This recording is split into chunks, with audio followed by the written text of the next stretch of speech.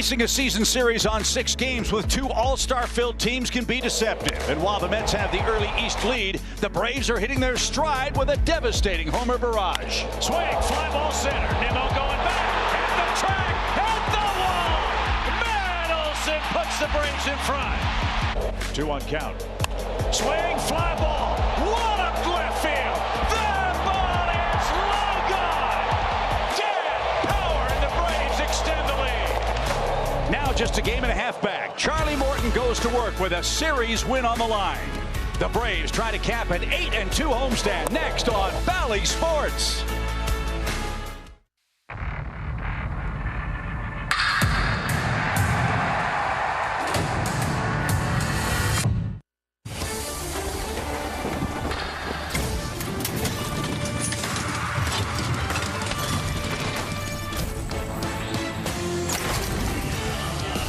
World champion Atlanta Braves baseball is brought to you by Truist. A beautiful sunny afternoon in Atlanta as the Braves try to win a series and cap off an 8-2 homestand. The Braves have been roaring since June the 1st. They enter play today a game and a half behind the Mets. If the Braves win the series, they'll hit the road just a half game behind the division leaders from New York.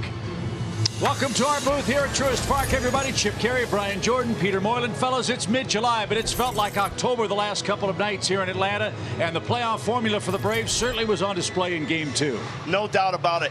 If in April, if you'd have told me this team would be second in the league in home runs, I would have said you're crazy. They got off to such a slow start.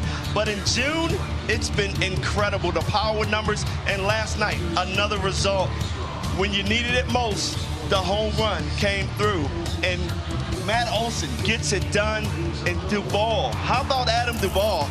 Just had a baby, comes through with a big home run last night to really seal the deal. But Peter, it's not just power, it has also been pitching, both starting and in the bullpen. The bullpen's been incredible this year. Cast of characters out there. They've just, like you said, BJ, just found a way to get it done. It's a different guy every single night, and we just got a little bit of reinforcements today in Kenley Jansen. So everybody gets to move down to their regular role, get back into the spot they're used to, and dominate like they've done for the first part of this season. Well, let's get the series win. Let's get out of town. Only a half game out of first place. Yes, indeed. Charlie Morton goes to work for Atlanta. He's unbeaten in his last 12 outings as the Braves try to put the freeze on the New York Mets on a hot summer afternoon. The series finale, Braves and Mets baseball from Truist Park. We'll get things started right after a break.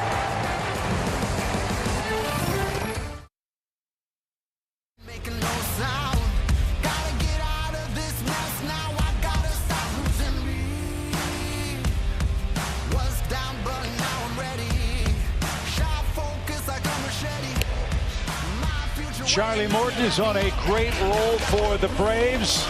This is his arsenal, Peter. He hasn't been this good in a while, and it's great to see. Yeah, the biggest key to the comeback from Charlie has been that curveball. Look at that batting average against, 0.69 with the strikeouts, 34 strikeouts with that pitch.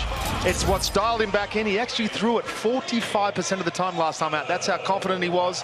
William Contreras was even allowed to spot up inside with that curveball, despite the fact that he's hit that back foot so many times. So that curveball's back, and Charlie's back. Last 12 games, Morton 4-0. The Braves have gone 9-3. You see what he's done in his last 5 outings. But you're facing the New York Mets, a team that has been very pesky against the Braves starting pitching. Buck Showalter's club, very patient. They don't strike out a lot. They put the ball in play, and that'll be the challenge for Charlie as he looks at this Toyota starting lineup with Brandon Nimmo, who's had terrific at-bats to lead off each of the first 2 games.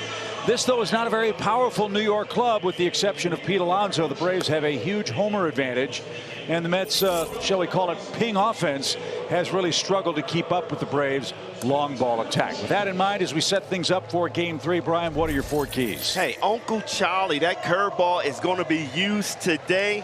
51% of Charlie Morton's strikeouts is the curveball. Believe me, they're going to get a steady dose of that in small ball. You look at a guy like Bassett, he's going to throw 6 different pitches. He's going to keep you off balance. The ball is going to be moving all over the place. Just put the ball in play, and good things will happen. Last time Charlie Morton saw the Mets was May 3rd. He gave up 4 earned runs in 5 2/3 innings. Chris Bassett was beaten by the Braves on May 2nd. He gave up 3 runs in 6 innings, so no mysteries here. There's a lot on the line, a series win, and as we said, a 2-game swing. And Charlie wasn't the same Charlie that he is now last time he faced this Mets team. So it's going to be a good matchup. I'd like to see this first at bat against Nimmo, get him out within 5 or 6 pitches and would set us up nicely. Yeah, Nimmo's had 8 pitch at bats, 10 pitch at bats to start the game. And Morton delivers low, and we are underway. 84 degrees officially at first pitch with humidity to match. 1 ball, no strikes for Nimmo. And that one in, says Bill Welke. It's an even count. It's going to be so important for Charlie Morton to get ahead of the hitters and set them up for that big curveball strikeout pitch.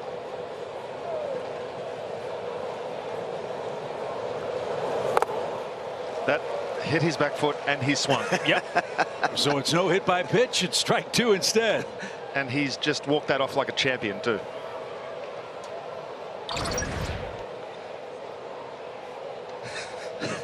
That's when you say, is my day really going to start like this? I'd say Charlie's curveball looks pretty good. Charlie's sure hoping it does start and continue that way, as this one is poked foul by Brandon Nimmo. And a ball and 2 strikes. Morton struck out 108 batters. 55 of those have come on the curve.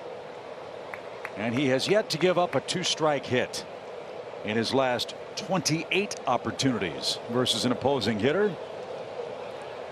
But as we said, this is a Mets club that puts the ball in play. Not that time. Nimmo retired on 5 pitches. That really set the tone for the game right there. Didn't waste a lot of pitches. Went right at Nimmo with the fastball. He was expecting a curveball, Uncle Charlie, and he got the heat. Look at that low location, little front door sinker. I'm sure it was just probably four seam. It just moves that much, but he just front door on Nimmo, who doesn't normally look at a lot of third strikes. Great job by Charlie Morton, and efficient. 5 pitches, first out, beautiful. Francisco Lindor, lots of head-to-head work with Charlie Morton and very little success. These longtime American League foes have matched up 26 times. Lindor is 2 for 26. The Braves play him in a shift. See Robinson Cano playing his second game with the Braves, and right on the ground, right to him on cue, and the peg to first. 2 up, 2 down. Morton, 7 pitches, and Pete Alonso's coming up. What is it, Beach? Because I know that guys that I've had success against and the guys that have had success against me. As a hitter, do you know the guys that you really struggle against? Yeah, no doubt about it. Every time you come on the field? Yeah, I mean, it's so many stats out there. And you know, the night before you're in the starting lineup, you're always going to read up on the guy you're facing. You're going to look at your history against that guy and say, how has he gotten me out this many times? And then you got to go out there and fix it. Obviously, Lindor did not fix it on that one. So 2 up, 2 down for Charlie. Pete Alonso is the hitter. Alonso 1 for 8 in the series, has struck out 5 times in those 8 at bats. And whacks that one foul for strike 1. Fastball location is already really good. That's a massive plus for Charlie. As we said, with so much focus on that curveball, and rightfully so. Normally it's about 37% of the time he throws it. Last time a lot more. He's obviously getting more comfort with that pitch. It's been his X button pitch for 10 years now. Alonso been struggling with that curveball this series. He's one of the Mets' 4 All-Stars. The Braves have 5 heading to Los Angeles. Buck Showalter's Mets once led this division by 10.5 games. The Braves have shaved 9 games off of that deficit since June the 1st. 2 outs for Alonso. Nobody aboard. And a little outside.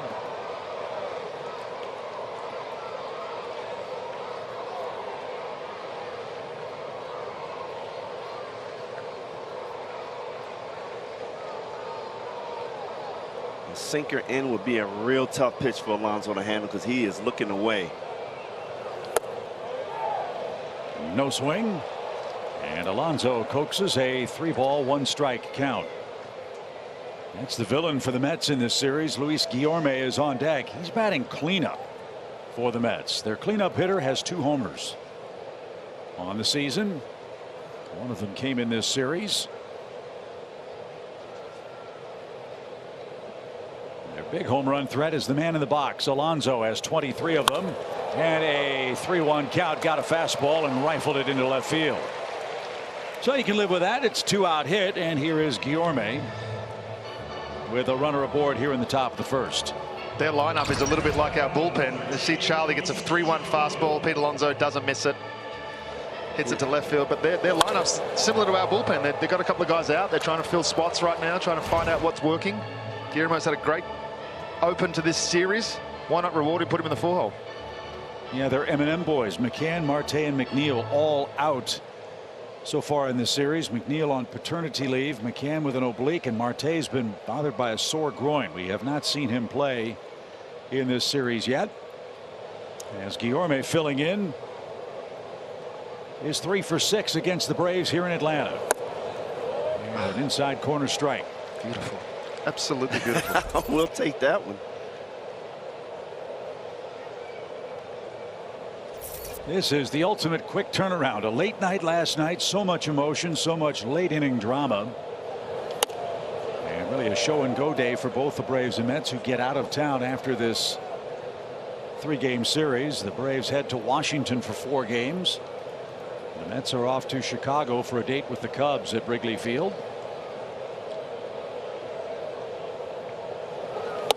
And that's high and tight. 2 balls and a strike.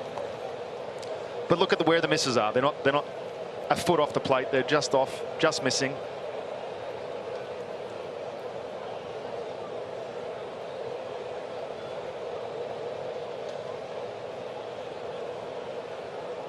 Short lead at first for Alonso.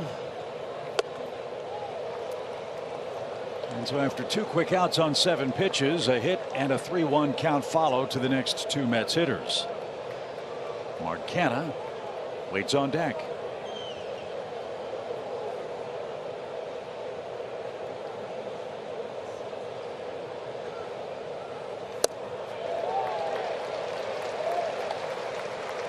If you throw it there the rest of the day, the Mets are going to have a long afternoon. And now Alonso will be off to the races with a 3-2 count. First time we see Morton go to the rosin bag on this sticky afternoon at Truist Park.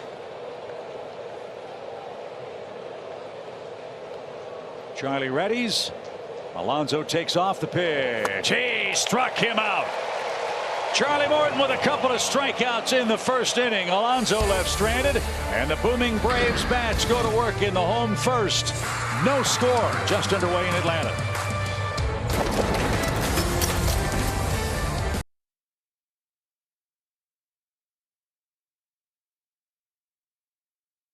Now the Braves bats go to work in the bottom of the first inning. Braves are 53-36, trying to cap off a great homestand. They've already won 7 of the first 9 played here in Atlanta. Ronald Acuna Jr. leads off the Toyota starting 9. Robinson Cano debuted with a couple of hits against his former team. He'll hit 8th, Michael Harris 9th, and Chris Bassett is 6-6 on the year, a former Oakland A who's come in and really stabilized this rotation in the absence of Jacob deGrom and Max Scherzer. You're exactly right. He's filled that role while they've been gone. 6-6 record, 3.94 ERA. Don't let that ERA fool you, though. He's usually really good for 5 or 6 innings and gives up a couple of runs late. But he's going to come at you with 6 different pitches. He's a king of soft contact, and he's going to rely on a lot of missed barrels today. So look for weak contact ground balls, preferably a nice little missile from Ronald to lead off the game too. Yeah, it's been a quiet homestand for Ronald, hitting .216 in the first 9 games here. And this one hit a mile high and out of play for strike 1. BJ, right there is an example of what you said. He's been, they're jamming him inside, right, constantly coming inside. Right then he decided, you know what, I'm going to clear the hips and see if I can get on top of one there. And he just missed it. A tick off, which he's been a tick off over the last week. Shot the other way. Acuna with a leadoff single. There you go. Play a little small ball. That's what we got to do. Done that a couple of times. Last 2 at bats, in fact. And Chip, that's how you get your game back on. You shorten up, go the other way. That means you're seeing the ball, you're letting it get deep, And I guarantee you he's going to start taking off, and we're going to see those power numbers kick back in gear. We saw that with Dansby. Dansby's progression was to, swings and misses, foul balls, and then he started going through that gap. You see what he's done since then. Well, let's see if Ronald is running early in the game. With Dansby Swanson up. He took a shot at right and fouled it back.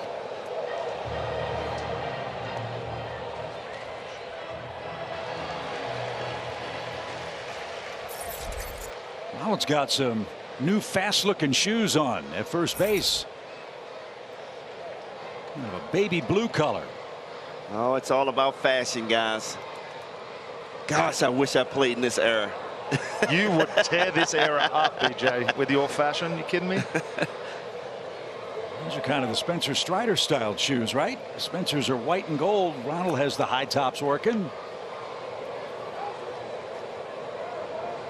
The baby blue. You'd have a different color shoe every day.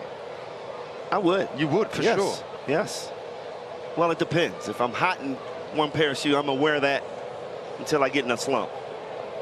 You slumped? Oh, this game will humble you. Come on. Yes. So Chris Bassitt already in some first inning soup. Also a lot slower to the plate than the last two guys we've seen. Doesn't hold like Scherzer. Doesn't have the advantage of being left-handed like Peterson. Look for Ronnie to run. Good lead. Not going. And Dansby takes a strike. It's 1-2. Dansby looking to get on the board hit-wise in this series. But it's a deceptive 0 for 6 because he's hit the ball on the button twice. Yes, he has. Denied by Mother Nature of what would have been 2 homers on a normal day. So don't change a thing, Dansby. Keep this inning rolling.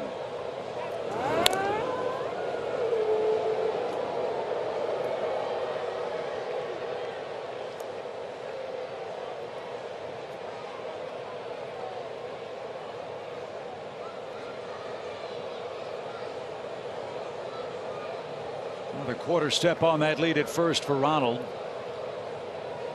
He's going. The pitch is way outside. The throw to second is going to be in time. Wow. From the knees, Tomas Nido throws out Ronald Acuna Jr., who's tagged out quickly for out number 1. I didn't think he had any chance at all. I thought Ronald got a pretty good jump. That was just a perfect throw. You talk about a quick, strong arm. Nido right on point here. From the knees, Peter. That's really impressive. And on the money. Bang. Wow. Perfect throw. Got him. Good tag by. That was quick. So Dansby hits with the bases empty, 1 out. Back to the windup goes Chris Bassitt. It's a 2-2 pitch coming. And scalded off to our right. The wind is blowing today from right field toward the Mets dugout. As we said, it's in the low 80s officially here. Feels a lot hotter than that. There's some rain forecast for much later in the afternoon, and the humidity has been on the rise the last couple of days. But that's how we like it in Atlanta. Mid-July weather. The Braves are as hot as the thermometer shows right now. As Dansby now a full count, 3-2. Wow, last year he would be swinging at that pitch. Sure. This year showing some patience. His timing is on point right now. Well, Bassitt's around the plate. He's not walked a hitter in his last 2 starts, covering 13+ innings. So Dansby ought to see a pretty good pitch here. Did, and fouled it away. And as a hitter, you got to know that going into the game. And I'm quite sure Kevin Seitz has been in the hitter's ear saying he's going to be around the plate. You're going to get something to swing at. Be ready. When you've got 6 pitches, you can afford to be around the plate. Yeah.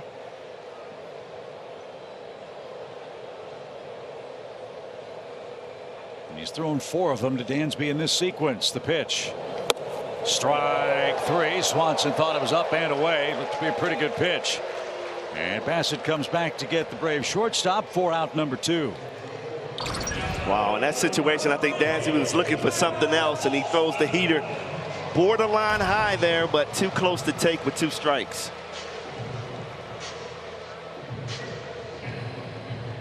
So after the leadoff hit, Acuna caught stealing. Swanson struck out. Matt Olson is the hitter.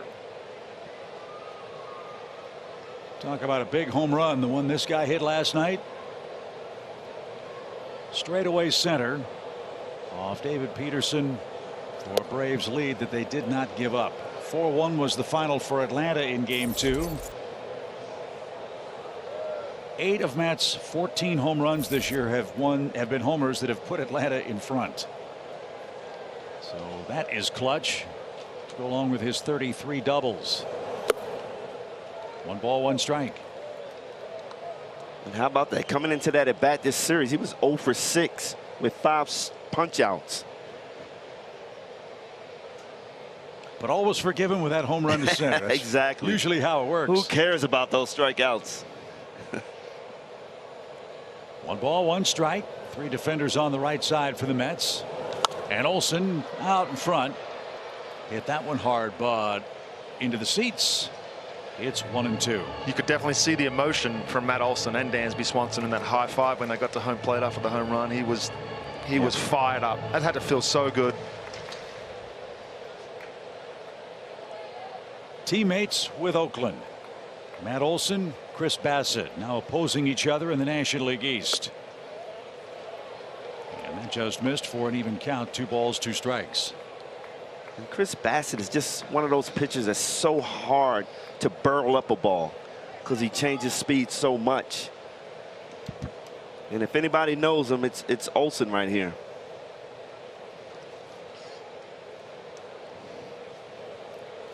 The 2-2 pitch. High towering fly ball down the right field line near the pole. And that ball is foul. I thought that ball curled around that pole. Those 2 locked eyes too after that one. That was quite a moment, but that would have felt nice. Take your former teammate deep first at bat. Have you given up a home run to your former teammate? Dan Uggla, not former, future.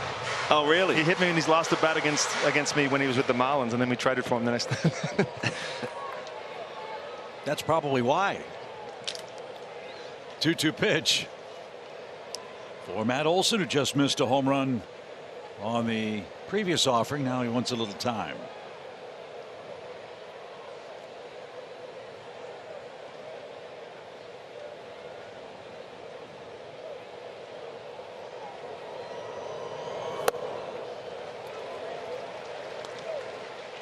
Love the fact the Braves are making this guy work. 16 pitches. With red hot Austin Riley waiting on deck.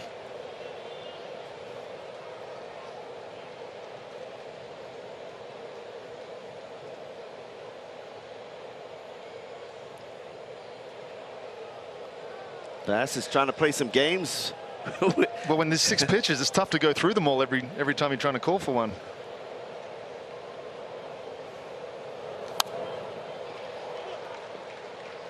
He's very particular in the sequencing that he comes with. He's got a plan, and he very rarely wavers from it. I don't know if you've heard him in an interview. He's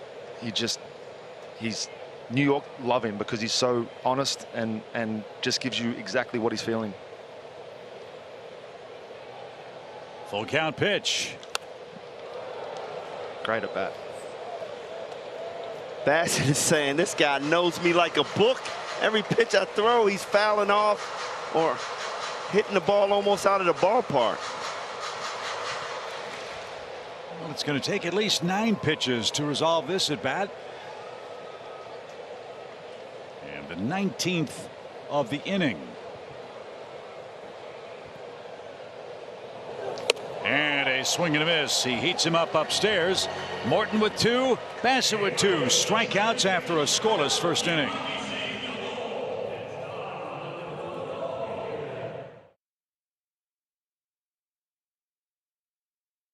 Braves and the Mets, and you heard the guys in the booth talking about the big moment for Matt Olson last night, the go-ahead 2-run homer, and he said it was pretty cool to now get to be part of this rivalry that, of course, is an Atlanta native. He grew up watching, and he goes, you know what I remember most? Of course, those Mets fans chanting Larry and poor Chipper Jones during all of those great battles between those two teams. And he said, but, you know, it's almost surreal, really, to know that now I'll get to be part of this rivalry that I grew up watching, and that always for baseball guys, he said, you know, it's great when both of these two teams are good and are playing games that matter, especially down the stretch. And they're going to be doing that, Kelly, all summer long. Great report. Glad you're back with us for the rubber match of this series. Braves have a 5-game series coming up with New York August 4th through the 7th, and play them 9 times in a 2-week stretch next month. And as we've mentioned a couple of times, the final 3 games between these two clubs head-to-head will be in Atlanta at the end of September and the first couple of days of October. Hopefully it won't be big games. The Braves will walk away with this division at the time. Sure. Mark Canha leads off the 2nd inning, and Morton gets ahead of him quickly, 0-2. That's the location on these pitches so far from Charlie. He seems to be under complete control. 4 seams locating, curveballs locating, cutter he's locating with as well. And unlike the first handful of starts for Charlie, he's been able to finish hitters off with 2 strikes. That was a real noticeable trend in the first 5 or 6 starts for the Braves right-hander. In fact, this run of 12 games without a loss began after he was beaten in New York on May the 3rd. He was hitting batters, bouncing balls with 2 strikes. It looked like he couldn't get comfortable with the baseball, the grip. All of those things, Peter, added up to an un-Charlie Morton-like start to the season. You could tell that there was frustration wearing on him almost every start, where he would get it back for a couple of innings, maybe even a couple of pitches where he'd throw, and it's the curveball that I'm talking about, obviously. That's the pitch that he's relied on so heavily for the last 4 or 5 years. If it's not working, it's like you can driving without accelerator. And I know back in April we were talking about the dead ball and guys, you know, trying to get used to the grip. Not to make excuses for Charlie, he didn't have a complete. Also, as you see, strike 3 to Canha. But this guy is working his way back into shape. Short spring training.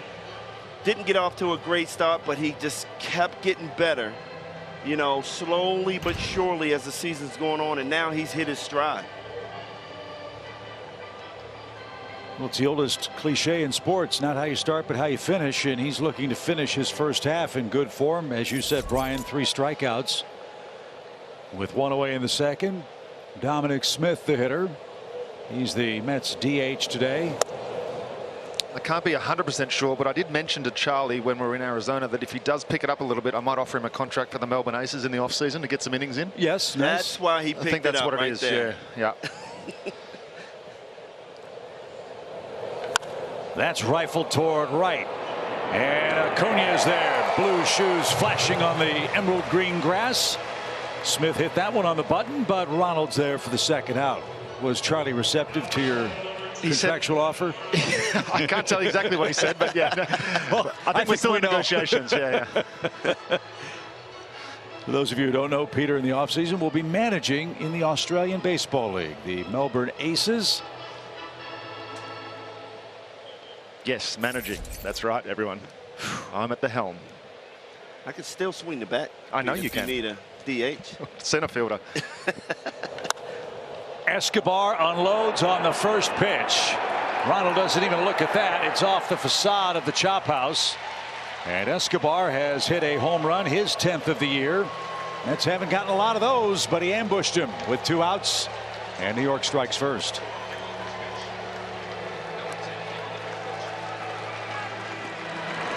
Good hitters always watch the pitchers and their strategy. And Charlie Morton has been doing a great job of getting ahead of hitters. He went up there with the mindset, I'm going to be aggressive. First pitch I see, I'm going to take my best swing. And sure enough, fastball down and in. Did not miss it. See Charlie trying to go away there. Missed it. Pulled the fastball in. Right into the lefty's honey hole.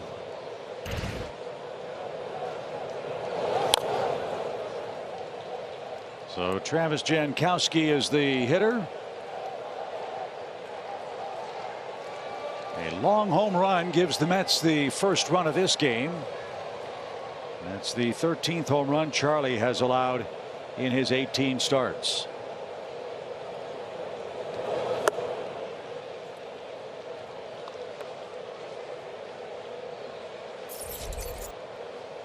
Jankowski filling in for Marte is 0 for 5 in the series, hitting 188.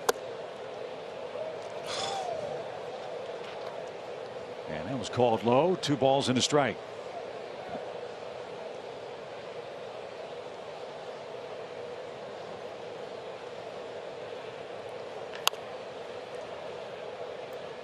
Now he's back in the count. It's 2-2. That's the example there. I think that's been the big difference maker. We talk about the curveball, but that cutter that he's been able to come, he can steal a strike with that, or it's similar spin to his curveball, but it just 89 miles an hour straight in there. Loop toward left, charging hard and grabbing it is Adam Duvall.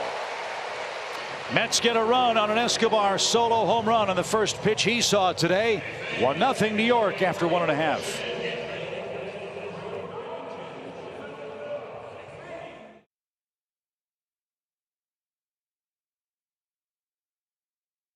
Unfortunately, I like when people or broadcasters make strong statements.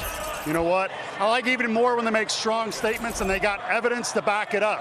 So I'm just going to say it. Austin Riley should be an all-star, and I'm very disappointed that he's not going to the game. Do I have stats and information to back it up? Survey says, yes, I do. How about Zaxby's indescribably good play? Check out all the numbers. 7 more home runs than Arenado. I just had to throw that out there. Slugging percentage, you see the OPS. If you're into the new metrics, he's 4th in the league. RBI, yeah, pretty good. Plays good defense. He has great eyes. I've called him Hollywood before. The game's in Los Angeles. Guys, I really wish he was going to the game. He's not. Maybe he'll happen in the next couple days. We'll see. Yeah, that's already happened today, Bertie, as J.D. Martinez, Garrett Cooper, and Carlos Rodon have been added to the All-Star rosters for myriad reasons. So there's a shot that Austin could get to Los Angeles with his 5 other teammates and Brian Snitker and the staff. And we agree with you. He's having a fantastic year and a super series. And the thing that frustrates me most is he got hot at the right time leading into the All-Star break. That should count for something. His response to you, though, tells me that he's a guy that knows he's going to have a chance to go back. He's not bothered by it. Nope. He's obviously disappointed, but knows that his time will come at some point as he's trying to play catch up with a man that's won 9 Gold Gloves in St. Louis, and Manny Machado, who's just a little further along in his career than Austin Riley is. But everybody in Braves country knows how good this young man is as he takes high with Chris Bassett on the mound. 1 ball, 2 strikes. And to your point, Brian, about getting hot, 15 for his last 37, a 405 average with 4 homers. That's a statement right there.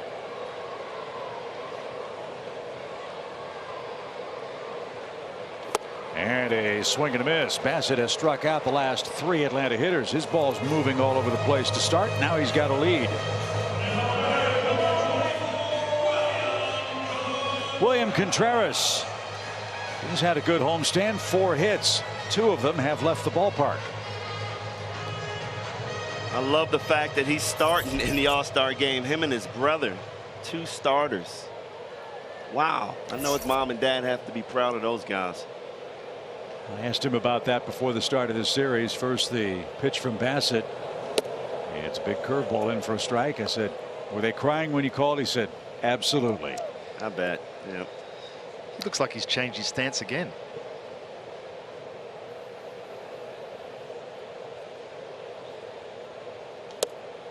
Braves fans might remember Andres Galarraga, who kind of stood facing the pitcher. Yeah. Cruz, remember Cruz from Toronto used to do that as well. So deliberate. Well, if he hits like either one of those guys, he can stand on his head as far as. Yeah, it's all about rhythm. You know, you remember last year he was more down and squatty, but this offseason he really worked hard on just relaxing, finding a position where it's really relaxed and allows him to slow his pace down. So he will be the starting designated hitter for the National League. He was second to Bryce Harper, who can't play. I mentioned a moment ago that Garrett Cooper of the Marlins has been added to the All-Star team as a designated hitter. He might have been added just for what he did against us. No, he got hot. He's hitting over 300. He's just been a real good player for the Marlins. 1-2 pitch.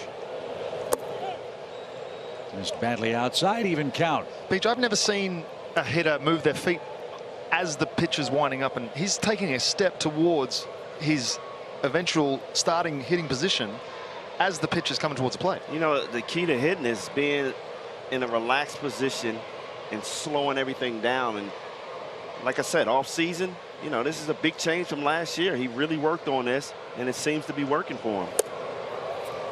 It's like the 2 feet are working as a timing mechanism. That's exactly right. It's all about timing. Eddie Rosario on deck. Contreras with another 3-2 count from Bassett, who's had a couple of those among his first 5 batters. Hasn't walked anyone yet. The pitch is hit sharply too short. Lindor will scoop that up, and the throw dug out at first for out number 2.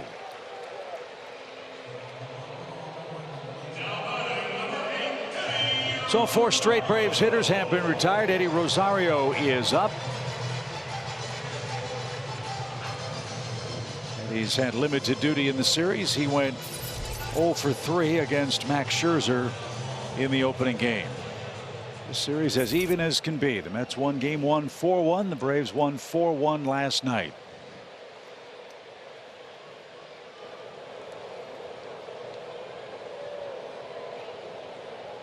Boy, they are really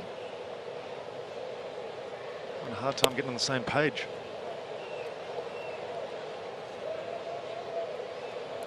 May sound like a silly question, but if you're not using PitchCom and you have 6 pitches, you only have 5 digits. How do you signal if you want the 6th pitch? You just saw it there. He gave the thumb. That might be the cutter. If you go the thumb and finger at once.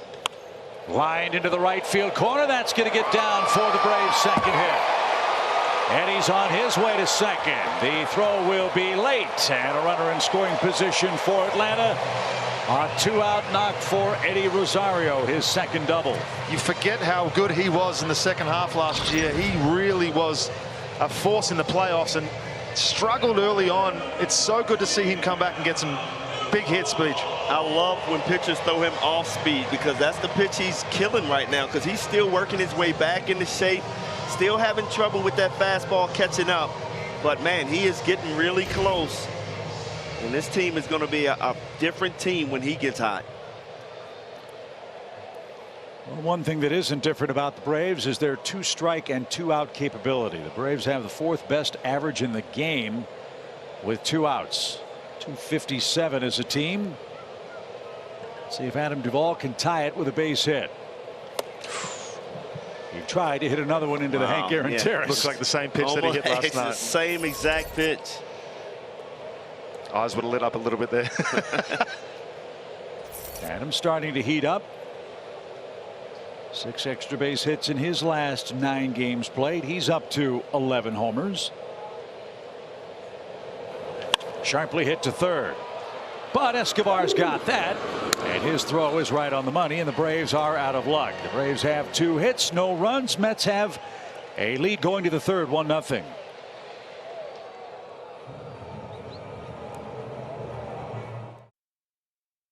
Kelly Crawl and Paul Bird downstairs by the dugouts. Peter Moylan, Brian Jordan, Chip Carey upstairs. Mets lead 1-0 on an Escobar 2-out solo home run.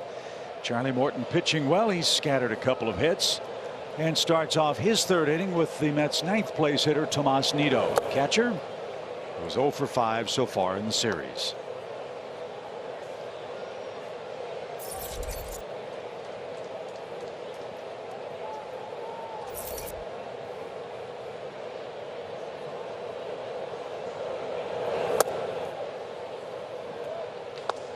It's a cutter I was talking about before. It's been his go-to pitch. The movement with the curveball is so big that he goes to that cutter a little bit. 1-0, 2-0, 3-1. There it is. Good result. 2 balls and a strike. Nimmo and Lindor will follow for the Mets here in the top of the 3rd.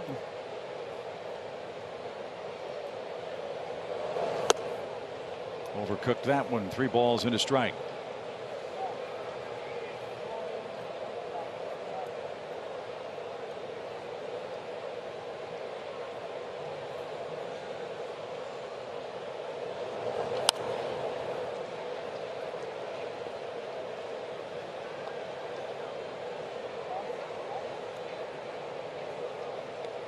That's how you go on the kind of roll that Charlie Morton has been on. You get ahead, you finish off your opponent. That's what was missing. You said it, Beach, in that with the struggles the first half of the year, he just could not find a way to finish guys off. The location of that curveball's bouncing, hitting guys. Might have broken Nito's bat. Sounded like he cracked it. And Nito will pick out another weapon here as he leads off the Mets 3rd.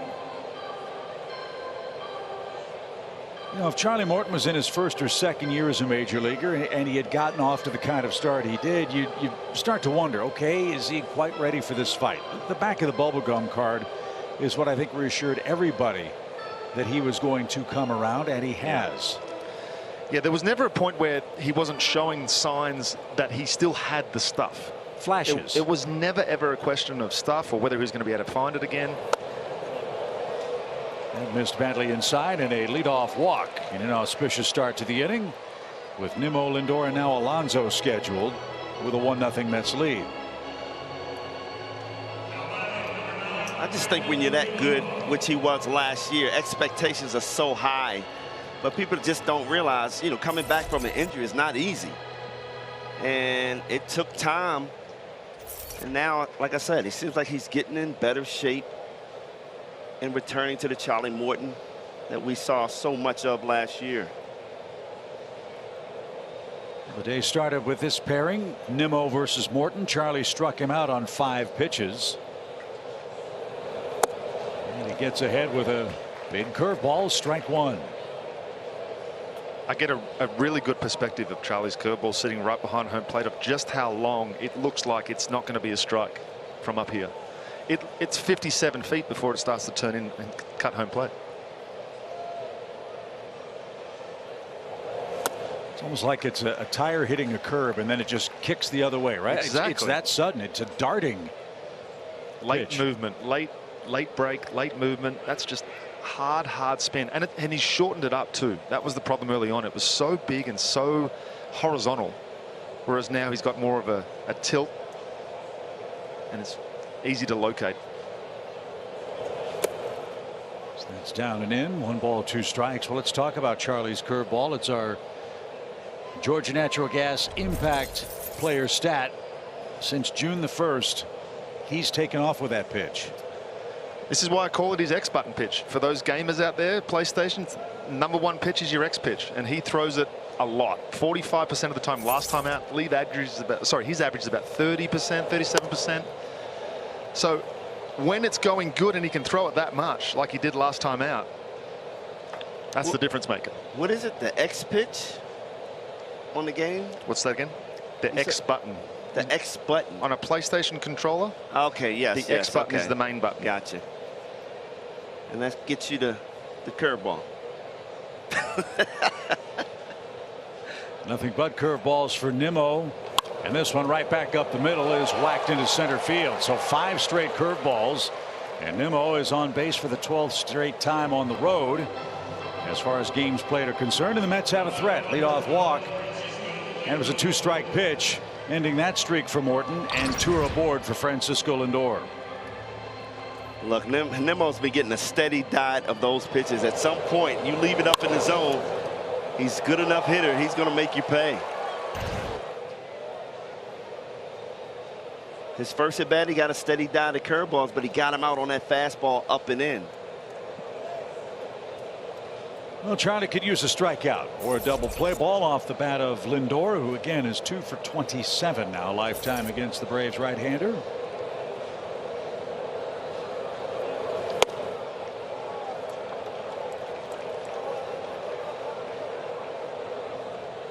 Lindor is hitting to 4 double plays.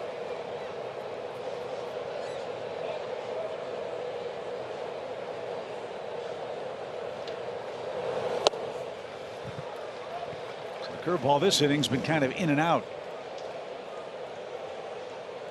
And you don't want to load the bases with Pete Alonso waiting in the on deck circle.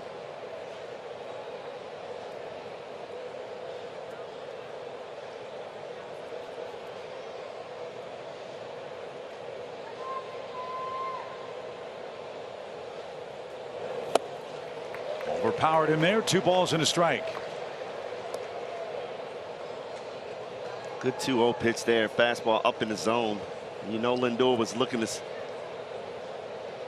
take that ball to the chop house.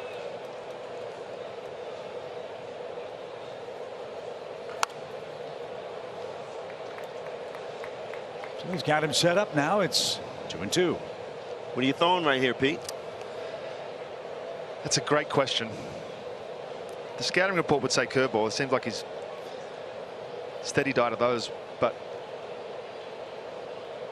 so many options with Charlie's. High towering fly ball to right. Acuna goes back, turns and waves goodbye. 3-run homer.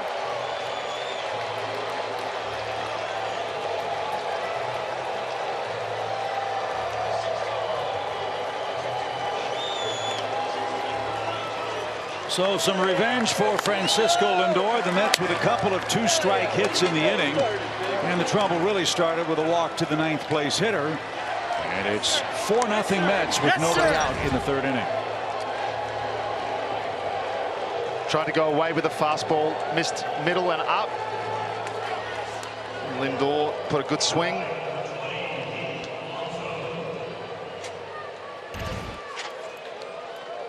So the Braves have their work cut out for them on this afternoon. Lindor has hit his 16th homer. And it's 4-0 Mets as Alonso rifles that off the netting foul.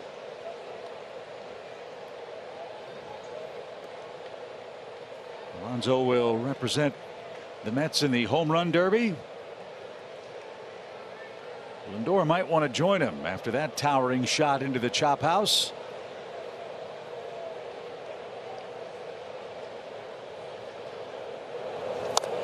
And cued foul quickly. No balls, 2 strikes.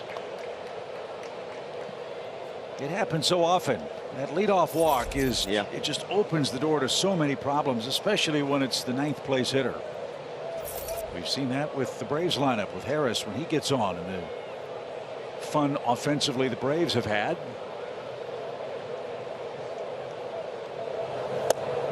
And Alonso took a front door curveball for strike 3. 3 pitches retires him. Charlie's 4th strikeout, 1 away. Just like the last 2 nights, Charlie's going to have to dig in here and give us some innings. He knows exactly what he needs to do. A couple of bad pitches, but yeah, this offense is never out of it. And he can get us through 5 innings.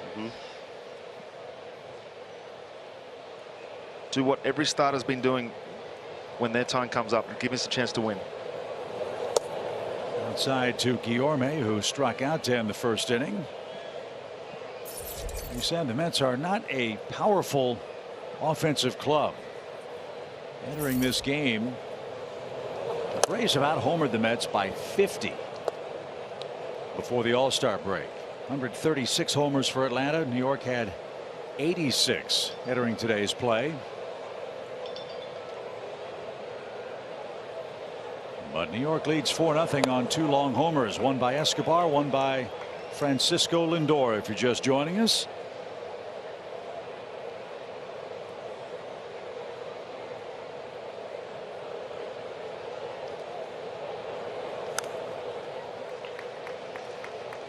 Now it's 2-2. In the Braves' 3rd, Cano, Harris, and Ronald Acuna Jr. are scheduled to hit.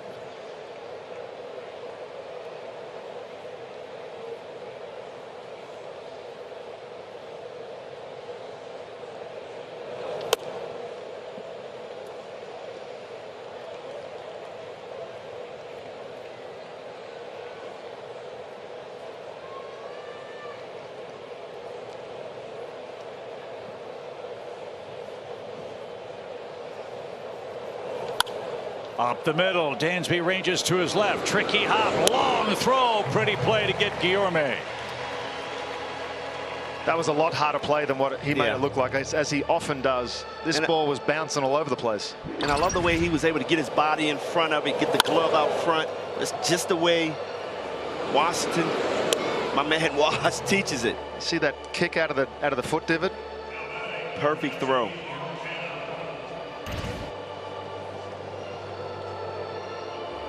So 2 quick outs after the Lindor home run. Mark Canha, the hitter, he whiffed his first time up.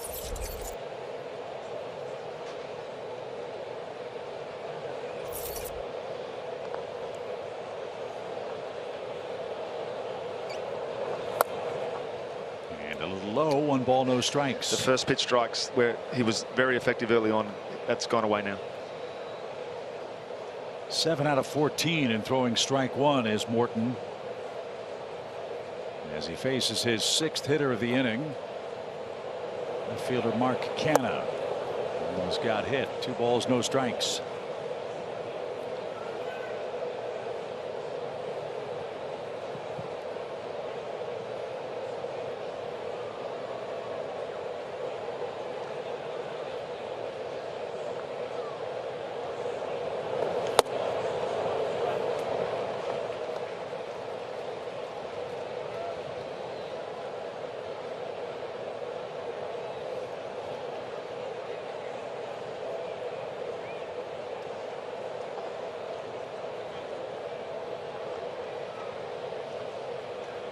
The 2-1 pitch.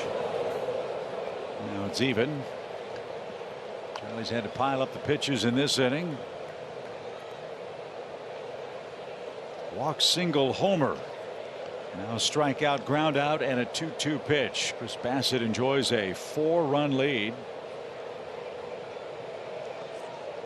After that first inning, I surely didn't expect 60 pitches in the 3rd inning. And Canha is down on strikes, but not before the Mets play long ball for the 2nd straight inning. Francisco Lindor's 3-run shot extends the New York lead early.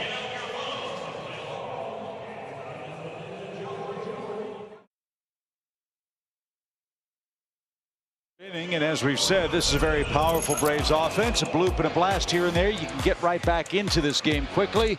And guys, that's the subject of our Bounty Quick Stats feature. And like I said, guys, I mean, this offense has really been hitting the ball well. They're never out of a ball game. We saw them last night come through in the late innings, and I expect the same. On base percentage, .318, 32 home runs. Never count this Braves team out. Well, Robinson Cano goes to work and takes a quick strike. Nice debut for Robinson here against Max Scherzer. He had a couple of hits against his former club. This one on the ground right to first, and an easy flip to Bassitt covering. Cano's retired, and that's how the home 3rd starts for the Braves. 1 up, 1 down for Michael Harris. I'd like to see Michael Harris be a little patient. He's been swinging at a lot of balls lately. And as a young player, that it happens, Pete. When you get up there, you have early success.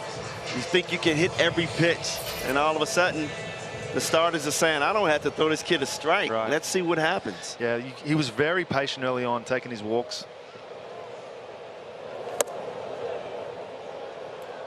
One ball, no strikes for the Braves rookie center fielder. 7 homers, 24 driven in, and is looking for his first hit of this series. And look, early in my career, I went through the same thing. Got off to a great start. Felt like I could hit every pitch you throw up there. Yeah. Next thing you know, I'm swinging at a lot of balls. Balls in the dirt, curveballs, sliders. And I found myself really struggling. You don't want to go out there with the approach of not swinging, right? No, you want to be aggressive at all times. But again, when you have success and you're starting to see that ball really good, you know, you think you can hit everything. And I think that's what Mike Harris is going through right now. But right now, 2-1 count. It's a hitter's count. Hopefully he can square a ball up right here. Good swing. See what Bassitt does too when he's mixing up his timing, the time it takes for him to deliver the ball. Couple of pumps with the back foot on the pitching plate. It's not just stuff, it's timing, it's wind up, it's so many things you can do.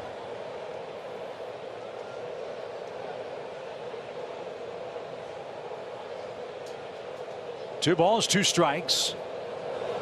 And he chased one up and out of the zone, and Bassitt has his fourth strikeout. 2 up, 2 down for Acuna, who singled to start the game and was then thrown out trying to steal second base. Ronald Arsenovis get their feature, another Brave who's enjoyed facing the Mets. Yeah, Ronald Acuna's had a lot of success, almost like on his way to being a Chipper Jones against the Mets. I don't know whether it's the Big Apple or what, but he lights up when he plays against this team. OPS is unbelievable, 932. Let's see if he can continue to add on.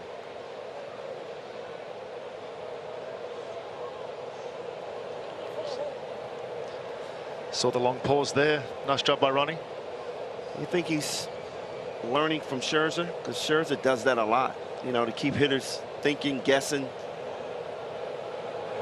If you're not trying to learn from a guy like Max Scherzer, or when Tom Glavine or John Smoltz or Craig Maddux was here, you're foolish. Yeah, exactly. They're not the same pitcher, obviously, No. but the stuff that he's learned throughout his career and can pass down, it's the little things. It doesn't have to be something major. It can be something that clicks with you. Someone told me once to throw my slider at 85% until you can hit the spot and then increase the intensity as you go. And I'd never heard that before, and I've lived by that from the minute I heard it until the end of my career. 2 balls, no strikes for Ronald. Mets lead 4-0. BJ, who was instrumental for you? Who did you lean on or get advice from in your early days? Ozzie Smith, that was my guy. You know, I came up with that football mentality, thinking that if a pitcher throws up and in, I can run out there and get him. Next thing you know, I'm swinging the pitches over my head, and that was my first lesson I learned. And I remember striking out, going back to the bench, and Ozzie threw the old Sanford and Son on me. You big dummy, this is not football. You can't go at the pitcher. You got to be patient in this game, and he taught me patience.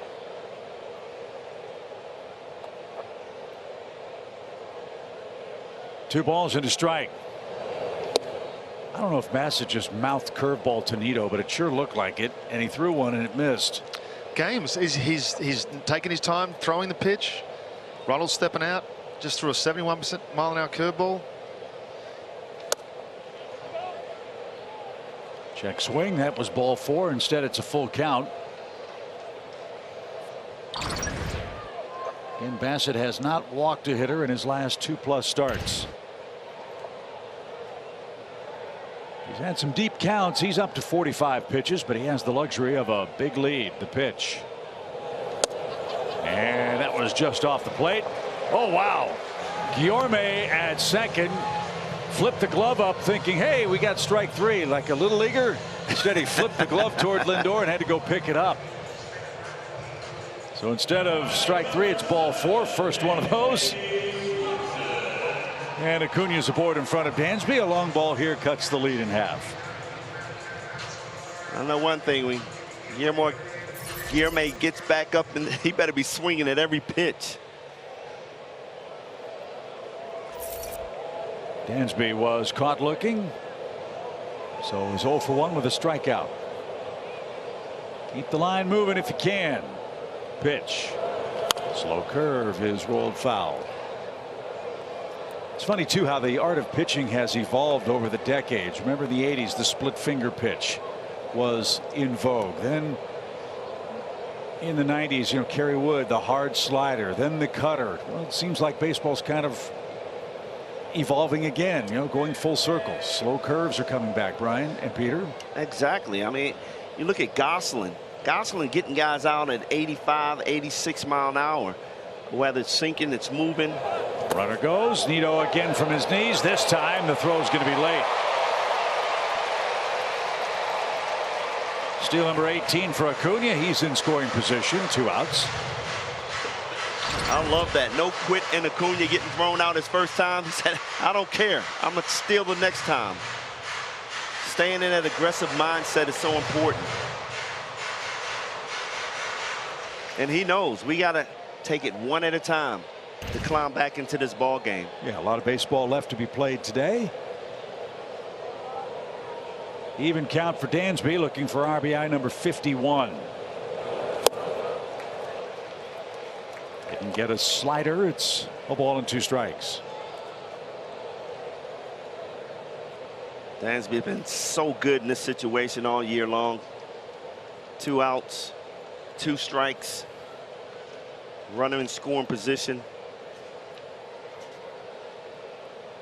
Shorten up, put the ball in play, find a hole. Acuna takes off for third, and Dansby sprays that out of play foul. Just to go back with the evolution of pitching a little bit, I think a lot of the times the hitters will dictate what's the trend's going to be because they make the adjustments, right? When I first came here, it was a lot of sinkers, a lot of sliders, and then all of a sudden guys were able to get to those pitches. So then came the high fastball with the curveball off of that. And now we're going back to that, a lot of sinker sliders. And I think a lot of guys now are developing more than just the 3 pitches. It's that with the analytics and the TrackMan and the Rapsodo, the measuring tools that we have, guys can go away and design a pitch based on what someone else's pitch looks like. The data that's collected from someone else's pitch, you can then match the spin and try and develop one yourself. So everybody is able to go away in the off season, pick an arsenal they want to come back with and work on it.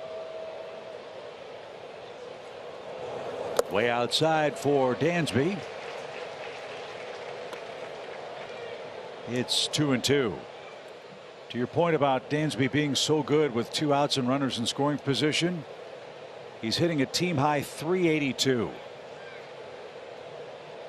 with a .417 on base percentage. So right guy at the right time to maybe scratch across a run or 2 with 2 outs in this 3rd inning. He's shook his head 11 times. There's not that many pitches in the book. This is gamesmanship. And Dansby swings and misses at the cutter, and the inning is over for the Braves. 5 strikeouts for Bassett. We go to the 4th inning.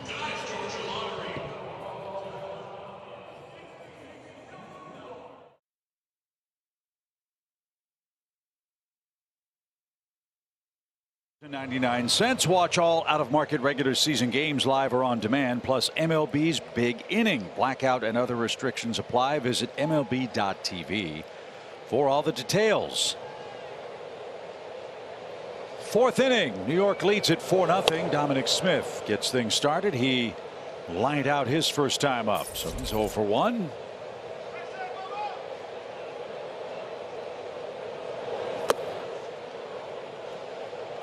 After a sparkling start, Charlie Morton has fallen behind a lot of these New York hitters.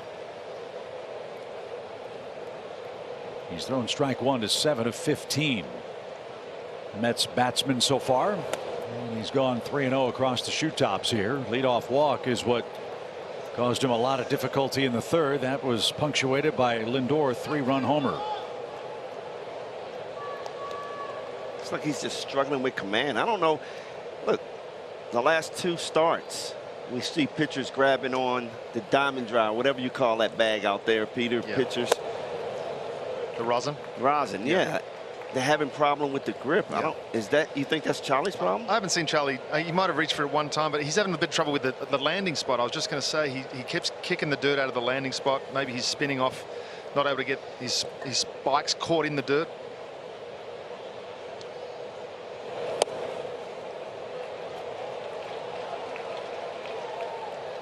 Come back to make it 3-2. Smith thought that was ball 4. Last 2 pitches he thought were ball 4. And he comes back to get his man, a breaking ball. That's a much better start. 6 strikeouts for Charlie. And a nice one away. comeback. Really nice comeback from Charlie there. Talked about the landing spot. You've got Chris Bassitt, Charlie Morton, both right-handed pitchers, both tall guys. Looks like they're landing in about the same area on the mound. How difficult is that to navigate? It's really hard, and it's especially someone like a Bassitt or a Charlie Morton. They've got big, long strides. Bassitt especially lands heavy on that front foot. He's probably taken a lot of dirt out, and if you happen to be landing on the edge of one of those holes, you've got to move yourself across on either side of the pitching plate. Eric O'Flaherty used to have to come in behind Kenshin Kawakami, and Kenshin Kawakami would dig his front foot into that mound so much that O'Flaherty had to move over because his heel would sit in that hole and he would be leaning backwards when he was trying to pitch. So he had to move to the middle of the mound and completely change the way he pitched when he came in after Kenshin. Any other starter, he could come in and do it normally. So again, all adjustment periods. These starters have to learn a different mound every time they're out there. And from time to time, you'll see a major league pitcher come out and ask the grounds crew to come out and adjust the mound, do some, I don't know, tamp down the clay, add some clay if the hole's too deep. That's exactly, usually it's the hole that causes them to come out and have to put some more clay in there just to create another landing spot. That's popped up back toward us. It's 2-2.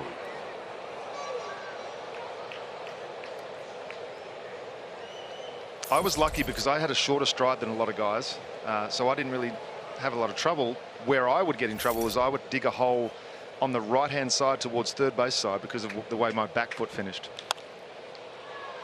Popped up. Robinson Cano back pedals and makes the play. That's the second out of the inning. And Travis Jankowski's coming up. He lined out softly to end the Mets second. 4-0 New York. Braves will have Olsen, Riley, and Contreras coming up. Got to find a way to solve Chris Bassitt, who's scattered a couple of hits. He's walked his first batter in 3 starts, but leads 4-0. Both bullpens ought to be in pretty good shape. Mets didn't use Ottavino or Edwin Diaz yesterday. They got a day's worth of rest after a heavy workload. As Peter mentioned in our opening comments, the Braves have activated Kenley Jansen from the injured list. Darren O'Day had to go onto that list. He's got a calf problem. He was hit there with a batted ball, so he'll get some time to recover. After today's play, 4 more games. They're in Washington for the Braves. Then the 4-day All-Star break before we're back home a week from Friday.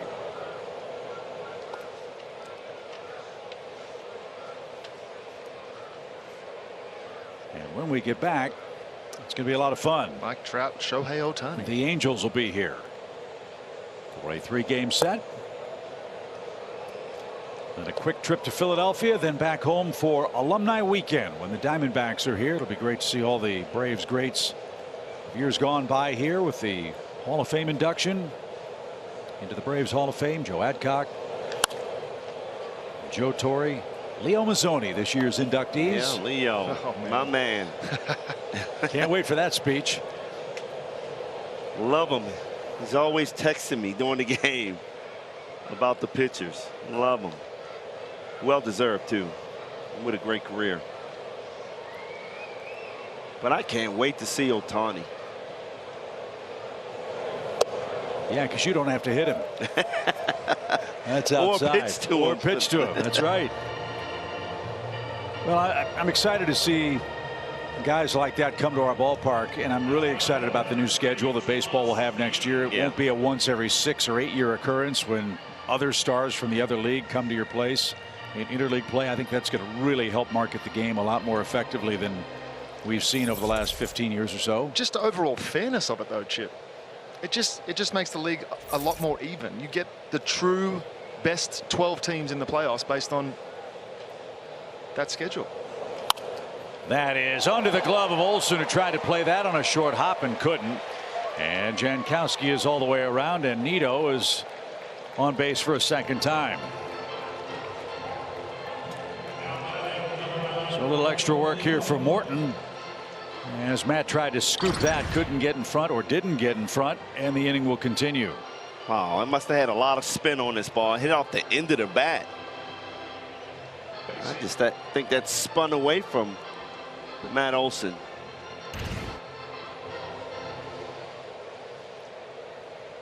Nice hit, huh? Take that one, BJ, huh? Hey, I was, like I said, I had a lot of spin on it. That's a tough ball to grab.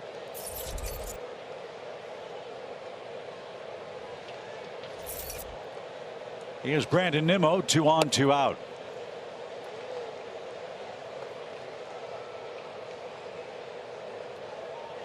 Charlie Morton looked great for the first 6 hitters. Escobar's home run broke the spell in the second.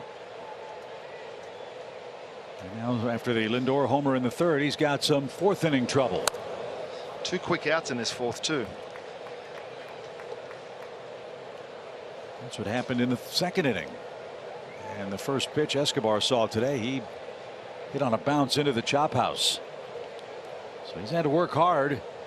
Up to 82 pitches, which is what the Mets have done to the Braves starters in this series. They see a lot of pitches, they work counts, foul a lot of pitches off, they don't strike out a lot. Today's game notwithstanding. That didn't feel good. Nimmo hobbles as he's down to a 1-2 count. That hurt.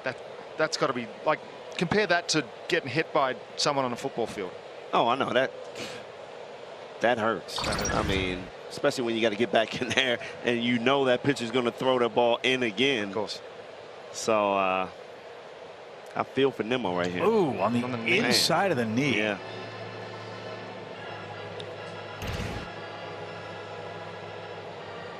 He can't stand up. Can't put any weight on that knee.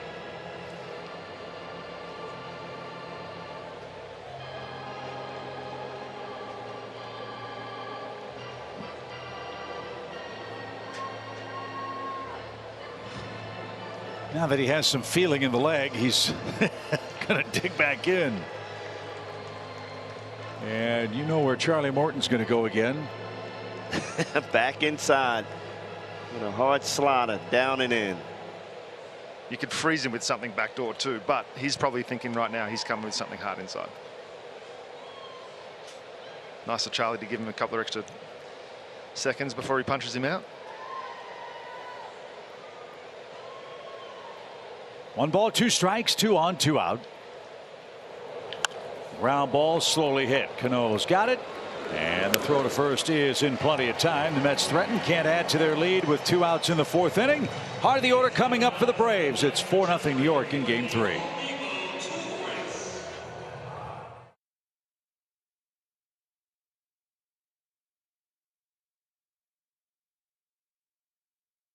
Kids Club members are invited to participate in events happening all day.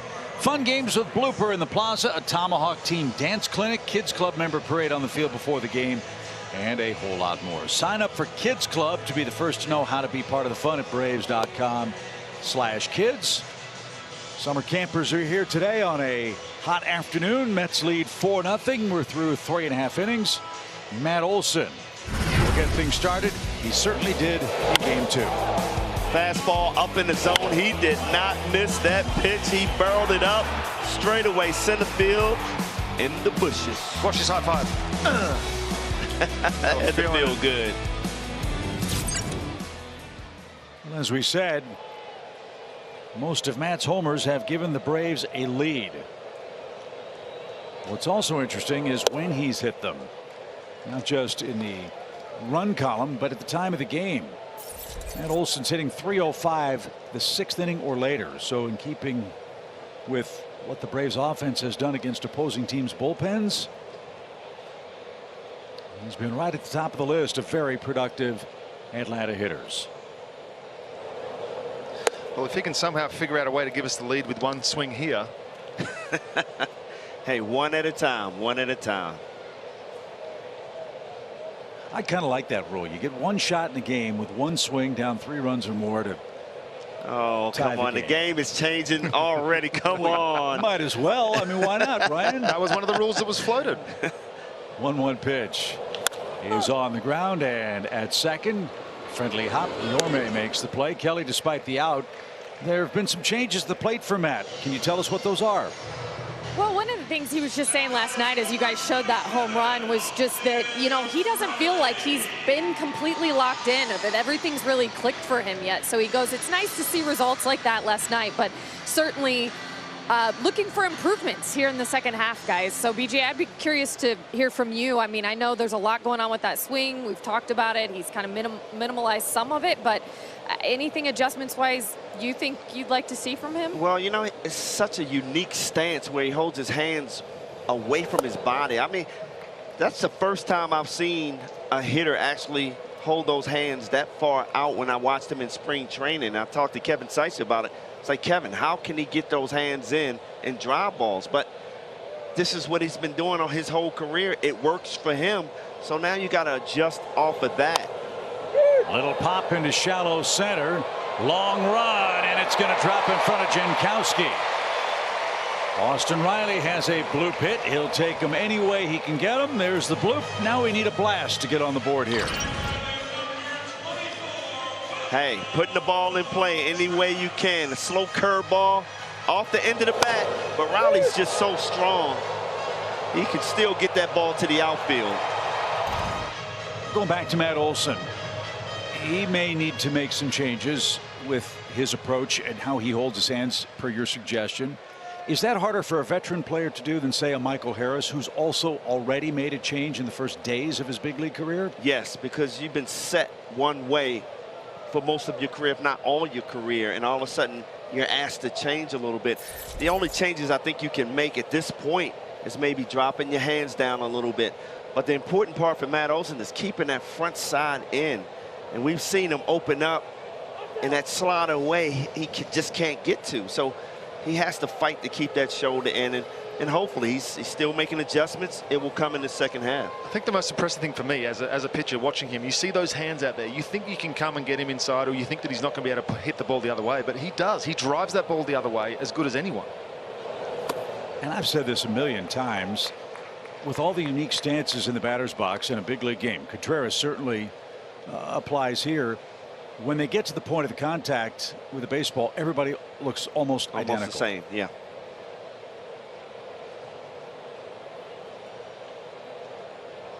Bassett has a Braves base runner, Austin Riley, at first with one out. And taken low, ball two. See if there's some better luck, some better approach, better success against Bassett the second time through the lineup. Braves have two base runners. Acuna walked in the third inning. Riley bloops a single here in the home fourth. Well, Contreras is dangerous, especially the right center field where his power is. Hopefully he can get that ball up in that jet stream going out to right field. And the Jets were flying this morning before first pitch. Thought we were at Citi Field for a few minutes. Exactly. Didn't know what was going on. The pilots out at Dobbins Air Force Base had some F-22 fighter jets circling around the ballpark. We're told they were practicing touch-and-go landings at the air base a couple of miles north of the ballpark. Great job by Contreras. What's interesting is Bassett doesn't look at the hitter when he's taking his signs. He kind of looks down and then he shakes his head based on that. 2-1 pitch.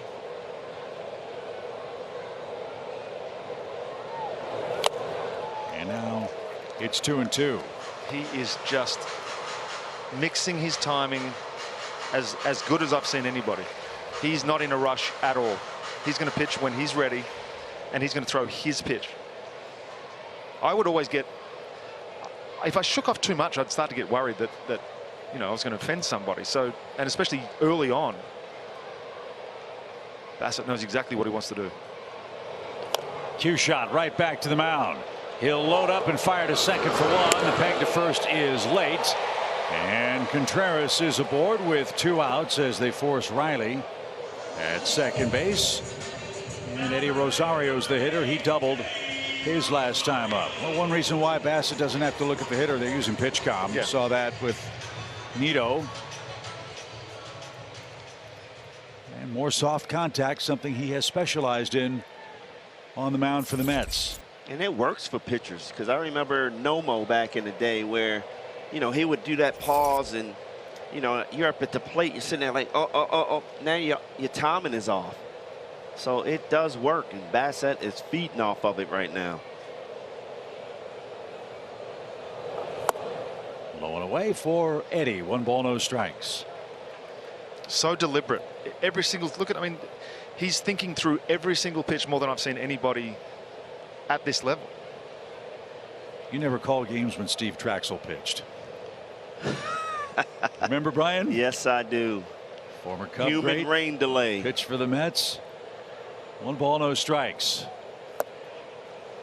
But there was a method to his madness. Exactly that, Peter. Yeah. He, in the era before PitchCon, he had to and wanted to fully process every potential Scenario. sequence, if not scenario, Yeah. while he was on the mound, and it worked for him. Not against me. I love hitting against Traxel. Did you? Yes, I did. He threw a lot of curveballs. Just waited on the curveball. Simple as that. Yeah. 2 balls, no strikes. And that's fouled away. Steve Traxel had a terrific career, but was famously known as the man that gave up Mark McGwire's 62nd home run in St. Louis. Yep.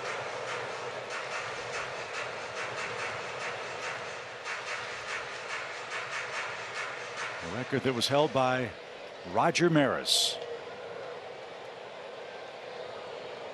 2 balls, 1 strike, 4-0 Mets have the lead.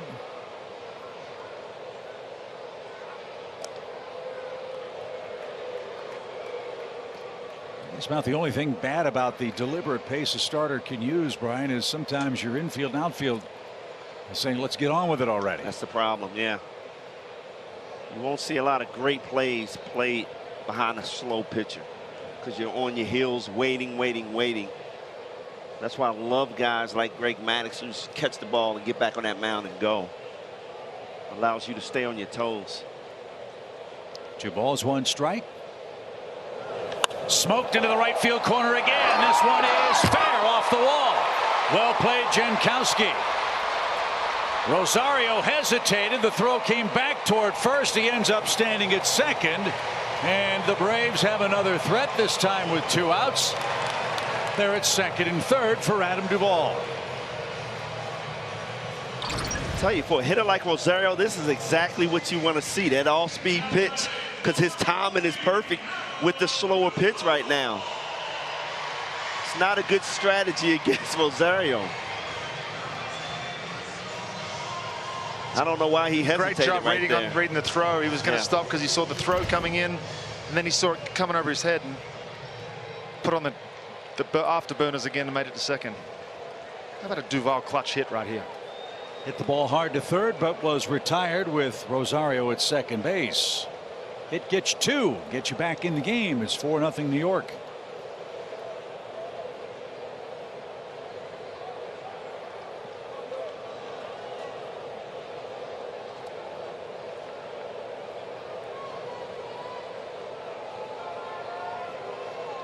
With this Braves team, you never feel like you're out of a game. You'd feel a lot better with a knock here. And a shot hit toward Lindor at short. Loads up, long throw, and Duvall on the first pitch bounces out, and the Braves are out of luck in the 4th inning. They strand a pair, trail 4-0.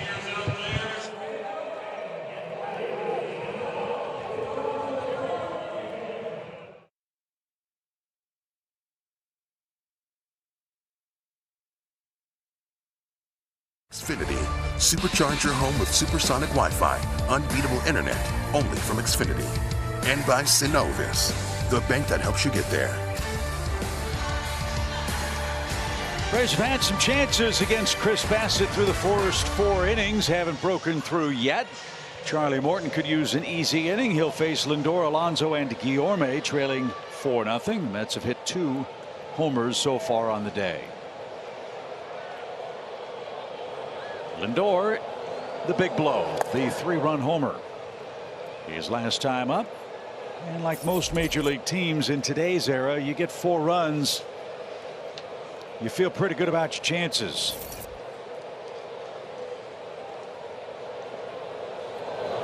Mets have won 14 straight games when they score at least 4. The Braves are 42-10 when they score 4 runs or more. So got to score 5 if you're going to win this game and this series against New York here at home. Lindor cracks that one towards center, but the ballpark's going to hold that. 1 man down. Love to see Charlie be able to get through this inning. I know he's had his struggles today, but for him to get through 5 and give us a chance, as I said earlier on, just got to give us a chance. Hold it here. 4 seems to be the lucky number in this series so far, but streaks are meant to be broken. Alonso 1 for 2. This team does such good work against bullpens and in late innings.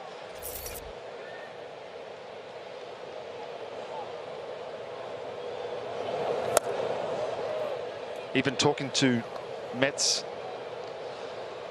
Jerry Blevins, I'll call him out. Jerry Blevins, he's every Mets fan. They're looking over their shoulder. They know how good our bullpen is. They know how good we are against bullpens. Despite the stuff difference, when you look at stuff versus stuff. Mile high pop up right at Duvall and left. 2 away. You know, you don't have the names in our bullpen, but as far as results goes, you cannot look past how good the work that those guys out there have done this month. Well, again, I said it and I'll say it again. The Braves are going to play the Mets again August 4th. Why is that date so important? That's 2 days after the trade deadline. How different are these teams going to look the next time we match up for a big 5-game series up at Citi Field? Wow, that's going to be the interesting part, because you got a new owner in New York that's willing to spend a whole lot of money to win the World Championship. So you know the Mets are going to be making some moves during the trade deadline. And we know Alex Anthopoulos isn't afraid to make deals. Right. And while they may not always be blockbuster trades, the ones he made last year, albeit a different team, different season, all worked out just fine. And right now, this is perhaps the busiest time for any Major League Baseball front office. Not only do you have the trading deadline coming up in a couple of weeks, you've got the amateur draft coming up in 4 or 5 days. And the Braves, you recall, swung a deal with the Kansas City Royals, trading 3 prospects, including Drew Waters, for a compensation pick and the $2+ million in slot money that pick represents. Yeah, I think it gives us a 35th pick. So we got a 20th pick and a 35th pick. And the money too, which means Right. if you have a kid that was on the fence, you might have a little more money to throw at them to give up a high school or college career to try his hand in the pros. As this one is dribbled and fouled at the plate, Guillorme stays alive. The fun part about the trade deadline is that every team in contention is effectively looking for the same thing. Absolutely. Everybody could help you build bullpen help. Everybody could use an extra starter. Everybody could use a big bat or maybe even a bench bat.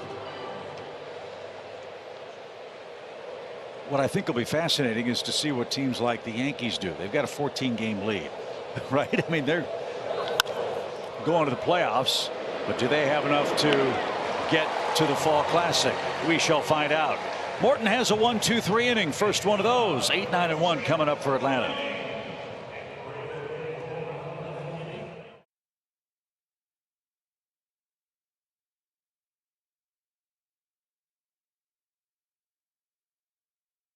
Our next opponent, that's the Washington Nationals. Remember Eugenio Suarez for the Cincinnati Reds? Well, Yes. now he plays for the Seattle Mariners, and he's hit 16 home runs. He just took Josiah Gray out. Seattle enjoys a 5-1 lead. That game moves to the bottom of the 6th inning. The Nationals are having a rough year. They're already 24 out. He signed a big deal with Cincinnati, a multi-year deal, 4-year deal with them, and then got traded away. They traded just about everybody else away too. Jesse Winker, Tucker Barnhart's gone, and everybody's going to be knocking on the door asking about Tyler Mahle and Luis Castillo at the trading deadline. As the Braves try to muster a rally here in the 5th inning, Robinson Cano is the hitter. He's 0 for 1 and lined out of play. The Braves hit the road after this game, head to Washington. Kyle Wright will open up the series with the Nationals against a former friend. Anibal Sanchez will make his season debut in the first game of that series. Sanchez has been out with a neck problem all year long. I used to have a neck problem when I gave up too many home runs. 1 ball, 1 strike. For Cano, who hits another one to first. Alonso comes to a sliding stop and makes the play. And that is out number 1. Michael Harris is coming up, but first a quick message from Zaxby's. Fried chicken salad under 600 calories with the dressing? You better believe it. Only at Zaxby's. Michael Harris struck out his first time up. Mentioned that it's really remarkable what this kid is doing with only 43 games above A-ball in the minor leagues. Why is that number noteworthy? Well, today is his 42nd major league game. And if you had said to anybody in Braves country this kid after 42 games would be hitting .287 with 7 homers and playing great defense, Gold Glove caliber defense, I don't think anybody would have believed that possible. But I have to say this, in spring training, you know, I remember talking to EY and Wash and Brian Snitker about Michael Harris and his development this offseason. They were like, he came to spring training ready to play in the big leagues. That's how good he looked in spring training. So that opened a lot of eyes. And I think that really set him and Drew Waters apart, spring training. And now gets to the big leagues and opens everybody's eyes. And that's a challenge, isn't it? You guys see it as teammates, as guys evaluating any player at any level. It's really hard to believe what you see in March, and it's really hard to believe what you see in September at this level, especially with such limited time in the minor leagues. But in talking with Brian Snitker about that, you know, it's another way that the game has evolved. If you're talented enough, you don't necessarily need 1,300 or 1,400 at bats in the minors before you get up here. I didn't get that. No, minimal games in the minor leagues because I was playing football at the time, so I had to learn at this level. That's high. It's a full count. An argument could be made for both, though. When you look at it, when you look at the guys, there's been a couple of rookies that have come up and struggled, and you know, how much damage does that do to a kid's confidence when they come up and have an extended struggle, and then they get sent back down? Like a Christian Pache, I love the kid. Every time he comes up to the big leagues, it just seems to be a level that he can't adjust to, and then they send him back down, and he goes down, and he has unbelievable results down in AAA. Everybody's different. The one-size-fits-all approach never works. As Harris awaits a 3-2 and fights it off. The at-bats that Harris is having and that he's been having over the last couple of days, Beach, you said that it's a product of him thinking that he's been able to hit everything now. He's just being too aggressive? Too aggressive, and pitchers know they don't have to throw strikes to him, and he's swinging and missing. But today he looks a lot better. He looks like he's being patient and not swinging out of the zone. And a good at bat. He earns ball 4. So Bassett's trying to help the Braves out with his second walk. And when 9 feeds 1 and 2, usually the Braves offense starts to click. Let's see if Acuna can work some magic here and the Braves can get on the board. He's been on base twice. He's singled, he's walked, and he's 1 for 2 in stolen bases. And just to get back to Mike Harris, I mean, this game is a game of adjustments, and everybody's watching. You know, can he get through those struggling times right now? Can he make adjustments? He's shown us he can all season long so far, but man, he is impressive in all facets of the game. 1-on-1 out for Acuna. This is the other thing that these guys add to this lineup. It's the athleticism that we talk about. When you look at 9-1-2 now with Harris, Acuna, and Swanson, every one of those guys can score on a base hit from first. Every single one of those guys makes the defense want to hurry up and try and make plays quicker, and it forces Bassett to be quicker to the plate too. This threesome has combined for 39 stolen bases. As Ronald is rung up, strike 1.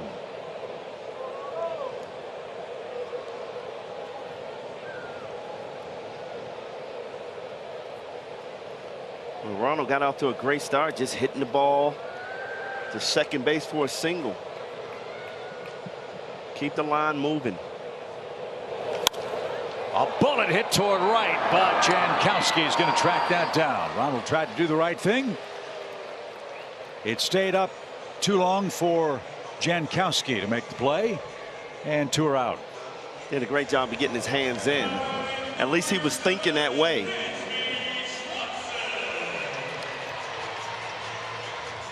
Dansby has struck out twice. This game kind of reminding me of what happened last night. Just sort of plodding along.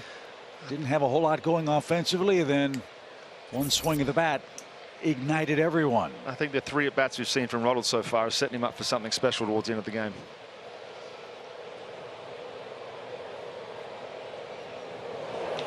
Dansby, first pitch, skies this to left. Canha and Nimmo converge. It'll be Mark Canha, and that will retire the side. Nothing doing in the Braves 5th. It's still Mets 4, Braves nothing.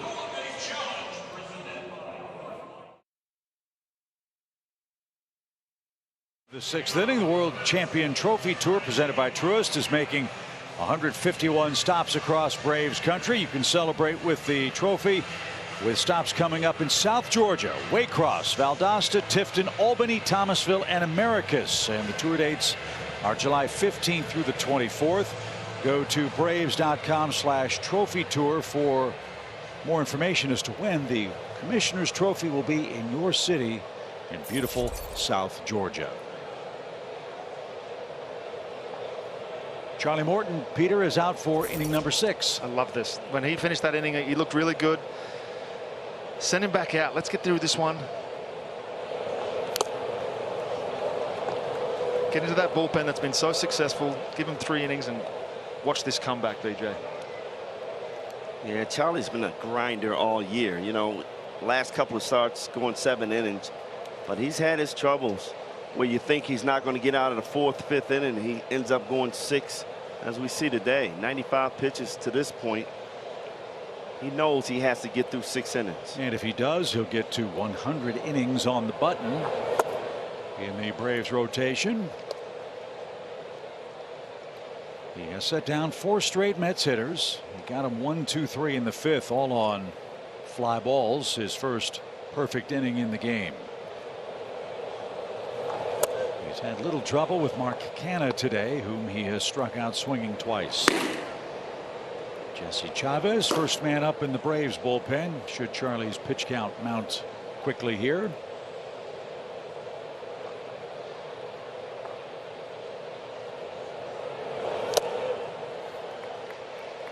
It's 2-2.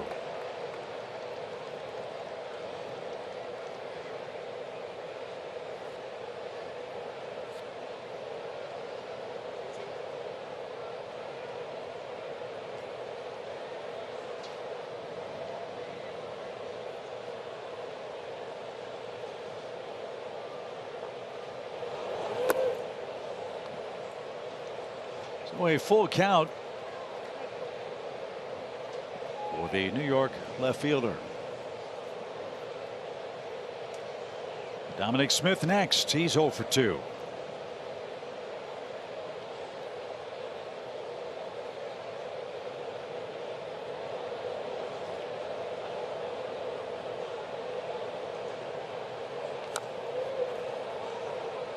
We'll try again.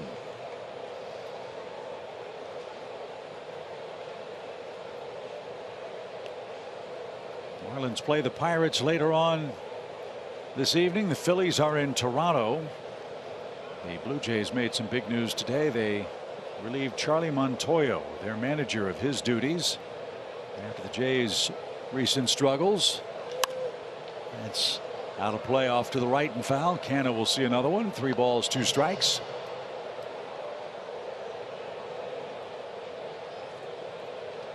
Most pitches Charlie Morton has thrown in a game, we're told, is 105. He's done that twice this season. His next will be number 102. And it's cracked into left field and deep. And it's gone. The Mets have hit 3 homers today. Mark Canha has hit his 7th. And New York extends the lead in game 3. It's 5-0. Controlled Canha most of the day with that curveball. Unfortunately, was able to foul a really good 3-2 pitch off before this one, and then threw it again. Got a hanger and didn't miss. You hangy, we bangy as hitters. Canha did not miss that hanging curveball. But a Mets fan missed catching it, so there's cold comfort in that for the Braves today, as New York has returned the home run hitting favor to the Braves here in Game 3 with 3 home runs. Solo shots from Escobar and Canha. 3-run homer for Lindor, and it's 5-0 here in the 6th inning.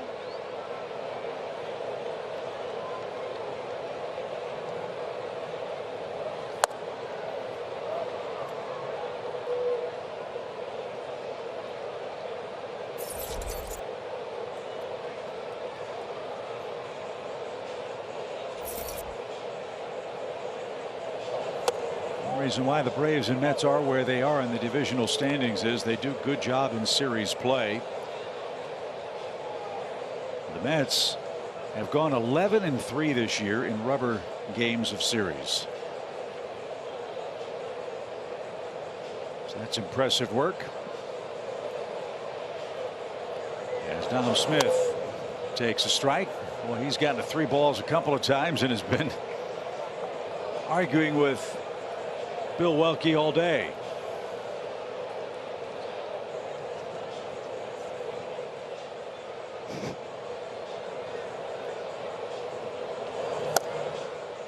Made sure that time as he slowly flips the bat away. And Brian Snitker had hoped Charlie Morton could get through 6, but homer and a walk later, Snit's going to go to his bullpen earlier than he would have hoped. Jesse Chavez is going to be the man summoned for the Braves. Morton with 3 walks, 3 homers, trails 5-0 here in Game 3 against New York. And we're back with more after a break. For Charlie Morton here in the 6th, and Chavez has been nothing but short of spectacular really here in the first half ever since rejoining the team for the Cubs. He's one of the guys Rick Kranitz pointed to as being most impressed with here in the first half, and recently reached a very meaningful milestone. Jesse pitching in his 1,000th inning. Of course, now this here on his social media account, and then went on to say, you know, the World Series ring and pitching over 1,000 innings, those will be 2 of the things I am most proud of in my career when all is said and done. But Peter, I gotta ask, I love the hashtag at the end of this post by Jesse, who, by the way, is one of the favorites back there in the bullpen, okay, for those that don't know. I mean, he just exudes all kind of, you know, flair and style, right? We get to see him travel on the road trips, the special hats, but hashtag relievers are people too. Well, you guys don't feel the love back there? What's the deal? It's very important that you bring up such a key issue to me. We are definitely people. You don't speak to us, Kelly, until we've either blown a lead or we've done something spectacular. So that's why we have to let people know that we are actually people as well. That is so not true. Eduardo Escobar, the hitter, and shoots this one towards center. And Jesse Chavez, you know, one thing he'll do well is throw strikes. And he has filled important roles for the Braves. How about that throw in from Harris to second base? With a flick of his wrist, he just flew it in. He almost made a transfer like he was turning a double play. Someone was yelling tag, tag, tag. I mean, Dansby did his job. And then bang, 1-hop throw to second base. I mean, the best thing about that, Dansby doing his job, communicating. He went back to tag, yelling tag, tag. And that gives that center fielder, Michael Harris, I got to catch it, get rid of it. And he did a great job. Strong arm. So relievers are people too. Yes, I'm sensing a little sensitivity. Brian, are you sensing that? Yes, I am. Those relievers. Kickers. Yeah, that's what you compare them to in the NFL. We're kickers. the kickers. We couldn't stand kickers. Oh, my goodness. Why not? Because they didn't even really practice. All they did was eat pizza and run around, kick balls, and next thing you know, you bust your butt all game, and they missed the field goal to win the ball game. Kickers, come on. Then again, they win it too. That's what I was going to ask. What happens when they win it? It kind of feels personal. He's looking at me with like he did dagger eyes right now. Like, did I blow a game for you or something? No, you did not. No. Okay. 1 ball, 1 strike. As the Braves are down 5-0 in the 6th inning. Little number hit toward third. Riley in, up. Throw to first, close play, and not in time. Braves might take a look at this one. Junior Valentine hesitated for a split second before signaling safe. Let's see if He might have got over it. the Braves appeal this.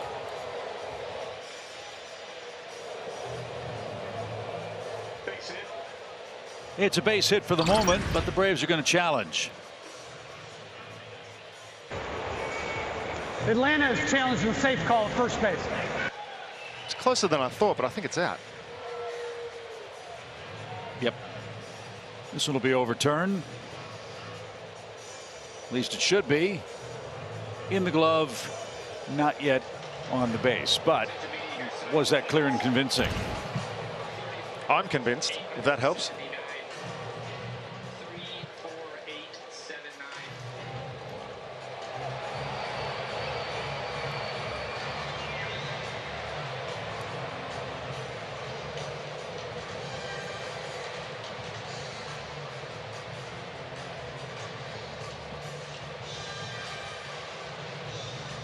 They're still talking about it in New York as this crowd of 34,879 looks on. I mentioned the attendance because this was an extremely well attended homestand for the Braves. We're now just 55,000 fans away from drawing 2 million. Wow, that's unbelievable. After review, the call is overturned. The runner is out. Atlanta retains their challenge. And Alec Bohm still hasn't touched home plate. Not that I've forgotten about that. Runner at second, 2 outs. And here's Nido. I know that Riley wasn't trying to make that as close as it was, but I felt like with the way that he fielded it and released the ball that he had a little bit more time, and that's why I was so confident that it was going to be out. Well, Jankowski can run. And that ball was not hit hard at all. Excellent play by Riley. So to finish up, one note on the attendance, the Braves will have 30 home games left. And averaging almost 35,000 fans a game. They've got a shot at drawing 3 million this year here at Truist Park. And as tight as this race is going to be in the East with teams coming in, it is still going to be a great summer and fall for Braves baseball in 2022. We hope you'll make your plans to join us when we're back after the All-Star break for the L.A. Angels. I know a lot of people coming out for that one. Ohtani, Mike Trout coming into town. New GM Perry Maniason over there as well. That's right.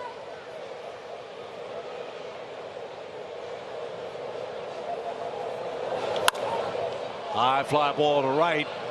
And Acuna drifting back, and a step shy of the warning track calls that in. Good work by Jesse Chavez. 3, 4, and 5 up for the Braves.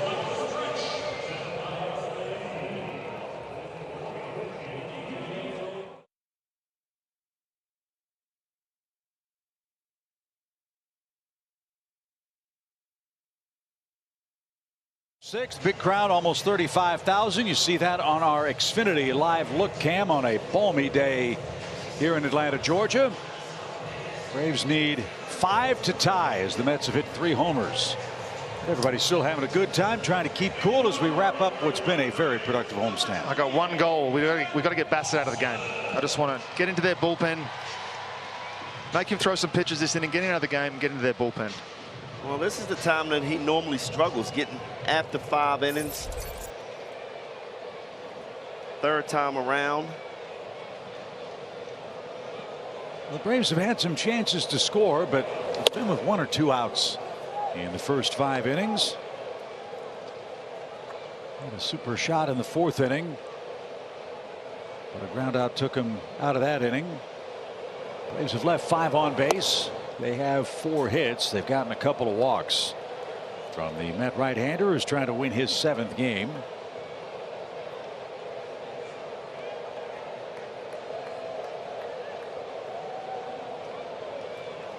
Oh, 0-2 for Olson. Swing, fly ball centered. Nimmo froze for a moment, going back, still going back to the wall. He can't get it. Matt Olson puts us on the board with a solo homer.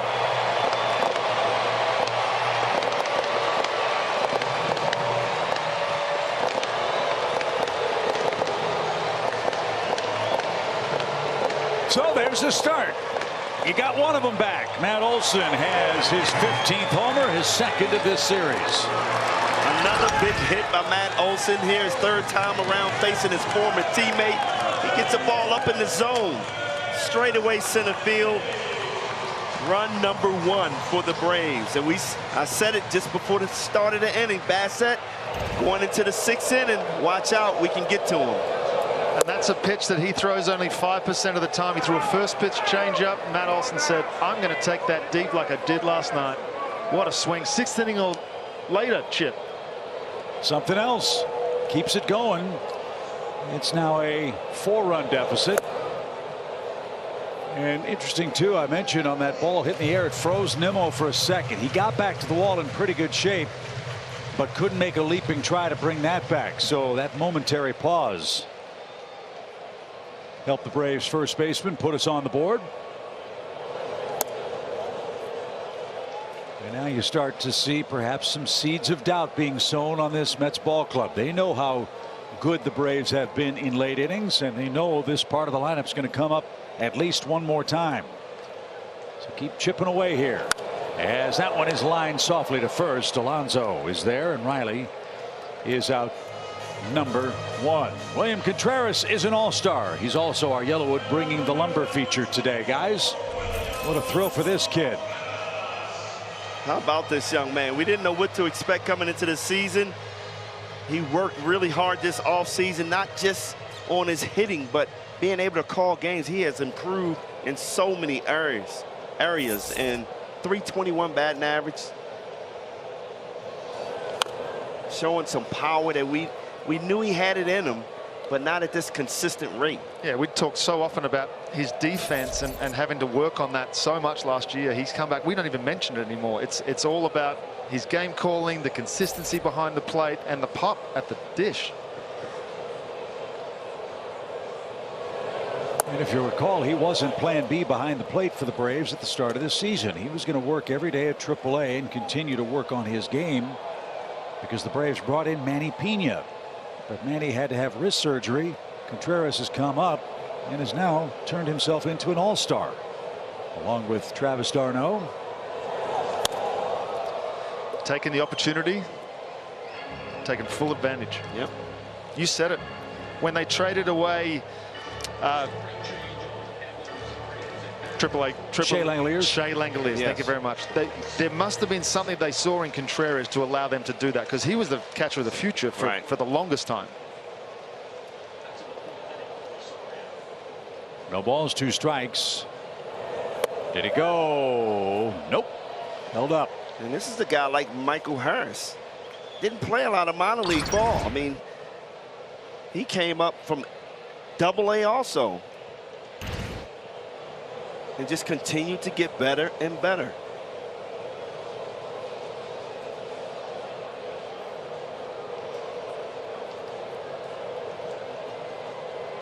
Lot of standing around by this Mets infield defense. Hands on hips as Bassett working deliberately. The pitch is popped out of play.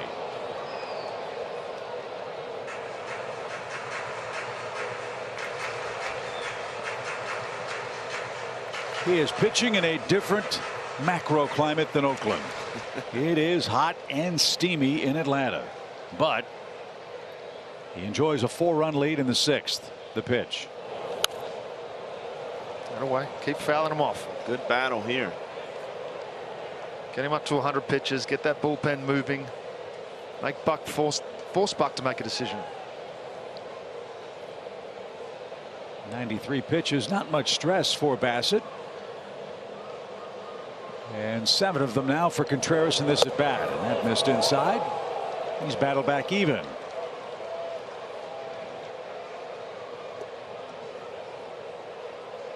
Might have been the worst miss that he's had today with that pitch, so maybe he's getting a little bit tired.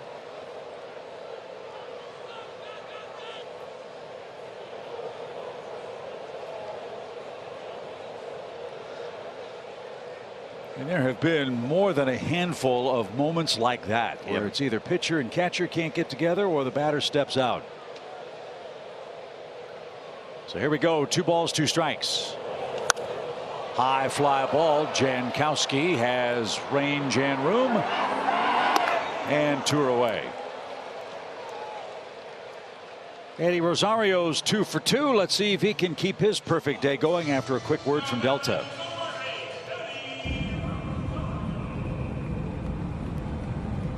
Delta, proud to be the official airline of the 2021 World Champion Atlanta Braves. Eddie doubled in the second. And you see on that graphic, they changed the scoring on his 4th inning hit from a double to a single. Remember, he stopped between first and second and advanced on the overthrow. So only one thing better than going 2 for 2. That's going 3 for 3. And let's see if he can keep the inning alive for Adam Duvall, who's next. Look, it's already a great sign. He got 2 hits. He's starting to see the ball a lot better.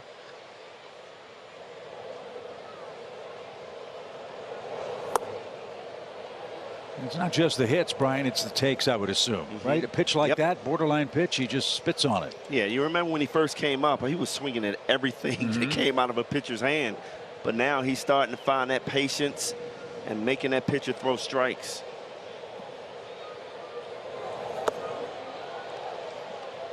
Wow, 71 mile an hour curveball. Well, in a way, this does remind you of what Max Scherzer did. He had all 5 or 6 of his pitches working. Bassett's had the same thing today, albeit with lower velocity, but just as effective. The Braves have 10 outs left, down 4 runs. The pitch. And Eddie and the Braves are done in the 6th inning. A solo home run from Matt Olson is the first run of the day for the Braves. Matt has 15 of them. Braves chip away. It's a 5-1 game after 6 here at Truist Park.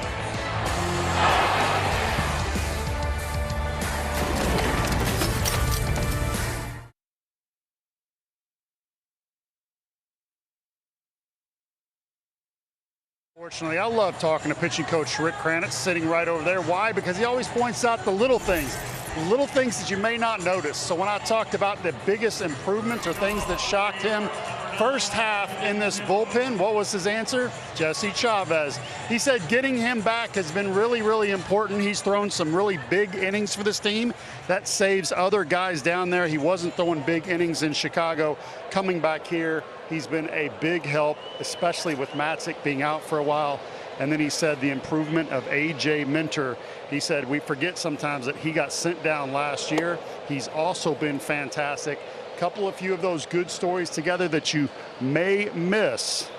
He brought them out, guys. Good point, Bertie. And in a game like this, you cannot overestimate the importance of what a guy like Jesse Chavez does when your team's trailing like this. Gives you innings, saves other guys in the bullpen for maybe late in the game when you come back, or later on in a series or the next series ahead. But more importantly, putting up zeros to give your offense a chance to come back. And he has done as good a job of that as anybody here in Atlanta in recent times. He has done everything or anything that Snit has asked him to do, whether it's open, whether it's coming in the 8th inning in a 1-run game, whether it's coming to a 5-run game against the Mets. He's done everything right. And he's done it in a way, he's had to reinvent himself almost every single year as a major leaguer. He's been around for 15, 14 years, but he's come as a starter, he's come as a reliever, he's been a setup guy, he's been a middle reliever, and he's changed his pitch mix almost on a yearly basis. He's had to try and come up with a arsenal that fits the team that he's in that year and the role that he's in that year. So when you look at his pitch mix from year to year, you can see that there's going to be an increase in some, a decrease in other, but he changes it depending on what the team needs. But even simplifying it further, if I can, whatever the pitch mix is, generally speaking, he's throwing strikes. Yes, and at a pace, his pace is always quick. He's never, like you said with Bassett, there's a lot of guys standing around in the outfield and the infield when Bassett's out there. With Jesse, he gets the ball, he shakes his head, he says yes, and he pitches. Check out this percentage by season, pitch percentage by season. When you look at all the way back 2006, 2007, he threw a lot of fastballs, he threw a lot of off speed, and then he's changed it. He's lifted that cutter. The cutter's come all the way back from being the last pitch that he threw. Line drive headed for left center field. That's down on the hop in front of Duvall, and Nimmo is aboard. To now where he throws that pitch majority of the time. So you talk about someone that's had to as I said, reinvent who he is as a pitcher almost year to year. It's incredible to watch, and to still come out and do the job that he's done this year for this Braves team. And as I said, in any role that Snit needs to put him in, which is something that can be frustrating for a guy that's been around for as long as Jesse and has been a big leaguer for this long. What do they say, adapt or die? He has certainly adapted well as that ball's popped up by Lindor, who has the big blow in the game, a 3-run homer back in the 3rd inning. If you're just joining us, that's got the first run on a solo shot from Escobar. Lindor, a 3-run blast in the 3rd. Mark Canha, a homer in the 6th. Charlie Morton, 5 innings, 5 runs, 6 hits, 3 homers. It's the 2nd time in Charlie's career he's allowed 3 homers in a big league game, which was surprising as long as he's pitched. As well as he's been throwing too. Correct. 7 innings in 4 out of the last 5 games. So it's 5-1 New York. On the ground, right to Olsen, hits off the heel of his glove, tried to tag Lindor, missed him, and everybody's safe. That's had a couple of balls pop off the heel of his glove in this series. That one went airborne a bit, and when he caught the ball, tried to tag Francisco, who hustled down the line and beat the wrap. Looked like it jumped up on him again. Just rolled up the arm and wasn't able to make the adjustment in time to be able to tag Lindor. Hit off the heel. He's getting some tough hops over there. He is. I don't know whether the dirt in front of that bag is causing some bad hops, but he is struggling over there today. Always wonder in a play like that, a ball sharply hit, if the infielder's thinking about throwing it before he caught it. It was hard hit, but it is ruled an error. And Pete Alonso up with 2 on and nobody out. Well, Chip, when I played first base at the end of my career, I would have just dropped down on my knees and kept it in front of me instead of trying to reach out there. But I'm a little different than those guys. They were infielders. Pitchers did that too. Pitchers did that too, but they were praying you caught it. Right, Peter? A little bit. How about Alonso in that first inning? Single he hit. 115.8 miles per hour off the bat. The 2nd hardest hit ball this year. Man. Just want to go back for a second. I saw you play center field last year in a charity softball game. You telling me they moved you to first base at the end of your career? End of my career, yes. Bobby Cox. Me and Adam LaRoche platooned. That's special. I was scared out of my mind over at first base. Ball gets to you quick, doesn't it? Oh, man. I remember when Barry Bonds was at the plate and Bobby was telling me to hold the runner. I was like, are you kidding me? Oh, my. Kind of reminds you of the scene in Moneyball when they're talking about when Ron Washington's characters asked, hey, can he play first base? It's easy. Oh, yeah, it's really easy. Tell him, Wash, no, it's hard. It's incredibly hard. It is. As Alonso didn't get that. Jesse Chavez has the first out of the inning as the polar bear whiffs for the 2nd time in the game. Chip, I'm going to tell you how hard it is. I broke my collarbone over there. Really? Tim Hudson on the mound. And Alex Core at the plate. He hits a bullet, takes a bad hop. Again, I sacrificed my body to try to get in front of it. I break my collarbone. And I tried to, you know what? I tried to tough it out and stay. And all of a sudden, strike out, throw the ball around, and boop. I heard the pop, and I just walked off the field. Really? Yes. Yes. So, yes, first base is a tough position, guys.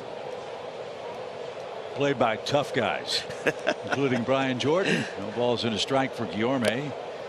We didn't get that. It's 0-2, and the Braves come up after the stretch. Duvall, Cano, and Harris are scheduled. We'll see if Bassett continues. There is action in the New York bullpen.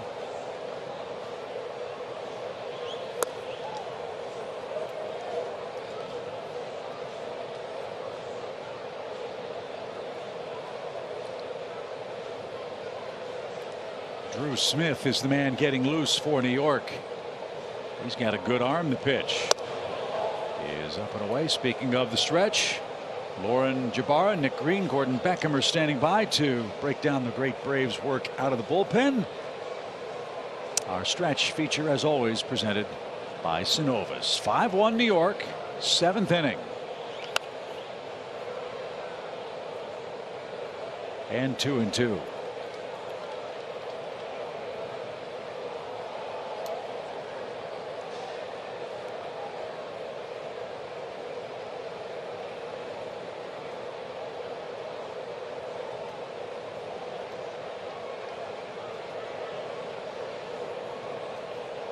Jesse could use a double play ball. He's had to work extra hard here. The pitch is low, and it's a full count. Nobody's up in the bullpen. It's Chavez's inning. Mark Canha waits on deck. Peter, pitchers meeting before this series, and you know a team like the Mets take a lot of pitches, they foul off a lot of pitches. What's the strategy going in? You've got to, and that's the cat and mouse game. You've got to decide whether you want to. We looked up the other day, and you had someone like a Scherzer who had 45 pitches and threw 4 innings. Someone that's going to foul balls off, keep fouling balls off, put up tough at bats. The last thing you want to do is walk them or allow them free base runners. So you just got to keep trying to make your pitch, and not allow them to get you out of your strengths. That's the key. Bassett's slowing everything down. He's trying to get you out of your strengths, trying to get you out of your comfort zone.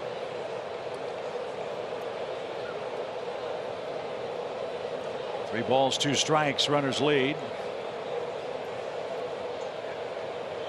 And served to left field. Guillorme has done it again. Nimmo will come home and score. The ball takes an awkward hop off the wall. And the Mets have second and third with 1 out, and now a 6-1 lead. We've said it all series long. It's not just the superstars or the all-stars that can do damage in a big series. Many times it's the guy upon whom the stardom light doesn't shine all that often. But Guillorme has had a great series here against the Braves. Guillorme, like I said, he is a pest to the Braves. I'd love to see his numbers against the Braves in his career, because he is unbelievable. He's a tough out. So that makes it tougher as Canha digs in.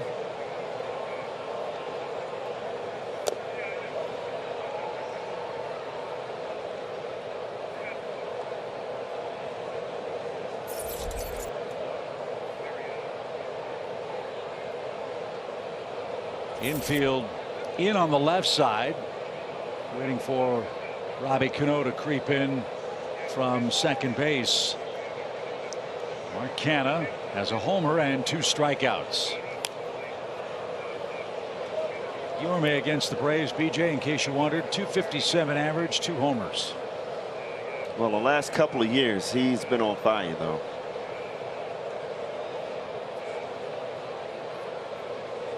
Buck Showalter, talking with him before the series started, said of Guillorme, and it's a managerial ultimate compliment. He's a ball player. Kind of like Jesse Chavez from a pitching standpoint. Does anything you need. Guillorme has done that here in Atlanta. Strike 3 at the knees. Canha frozen there, and he's got the hat trick and a homer. 2 outs, second and third, and Dominic Smith. Just a sinker middle. Mark Canha was obviously looking for something else.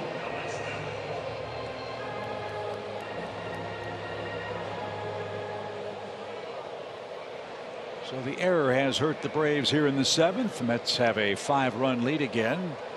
That's Drew Smith in the bullpen. This is Dominic Smith in the batter's box.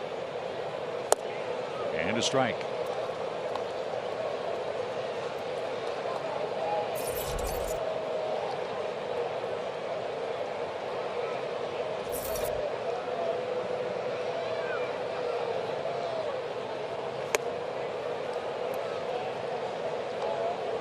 One thing you don't want to see happen, you get 1 run on the board and they come back and get that same 1 back. Yeah, those shutdown innings are very important, and Jesse Chavez just balked home another run, and he knew it. That hurts. Lindor comes home to score. He's obviously extremely disappointed himself. He can't stop the start. That's as simple as it gets. And now a slow roller from Dom Smith. The flip to first is in time. And Jesse Chavez really unhappy. A balk scores the second run of the 7th inning. New York extends its lead as we send you to the stretch here at Truist Park. Lauren Jabara, take it away. The Stretch is brought to you by Synovus, the bank that helps you get there. Welcome into the Stretch, presented by Synovus. Lauren Jabara here with Nick Green, Gordon Beckham. The bullpen has been very good. Obviously, Jesse Chavez disappointed with how the top of the 7th inning ended, but you look at the bullpen throughout the entire season, 3.05 ERA, which is the first in the NL. They've been solid all homestand. Yeah, and Jesse pitched better right there than he got credit for because of that error right there. It really kind of messed up that inning, but the bullpen has been doing a great job coming in and getting rid of batters. They are just picking up outs left and right. What they're doing is they all have different roles. They're not defined, but they're all coming in and finding a way to get it done. And when you can have guys that don't have roles get it done, as soon as you get closer to that postseason, you have those defined roles come out. That's going to be a great asset to have. And since June 1st, they've been outstanding, and a lot of that work has been done with Kenley Jansen on the IL. Well, he's back now, so now you might see some more defined roles. But take a look at the relievers since June 1st. Rays at 275, 16 saves. The first pitch strike rate is huge for me because they're throwing strikes, making the other team hit them. And they have a chase rate at 39% as well. So it's nice to see this bullpen, even though there aren't necessarily defined roles, have that type of success. Last night, the relievers pitched 4 1/3 innings, 0 hits. Hopefully, we see a little bit more of that here in the next 2 innings. We'll get you back to some more Braves baseball, but first, a word from our friends at Synovus. Wherever potential leads you next, get there with speed. Get there with scale.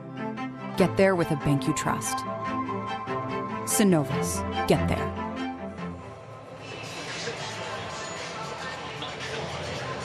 Lauren, Nick, Gordon, great job with the stretch. 7-1 is our score. Home half of the inning here at Truist Park. The Mets enjoy the lead.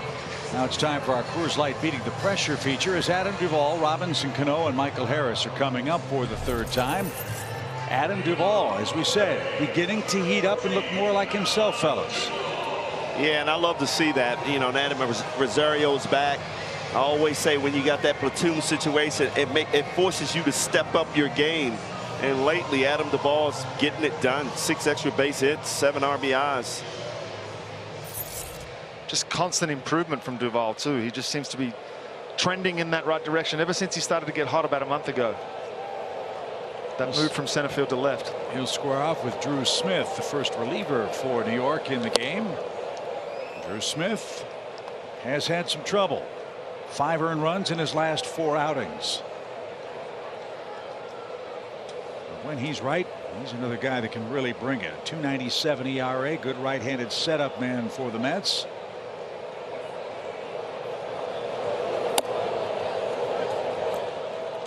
Kenley Jansen is getting ready for the Braves. Remember, Kenley was just activated off the injured list today.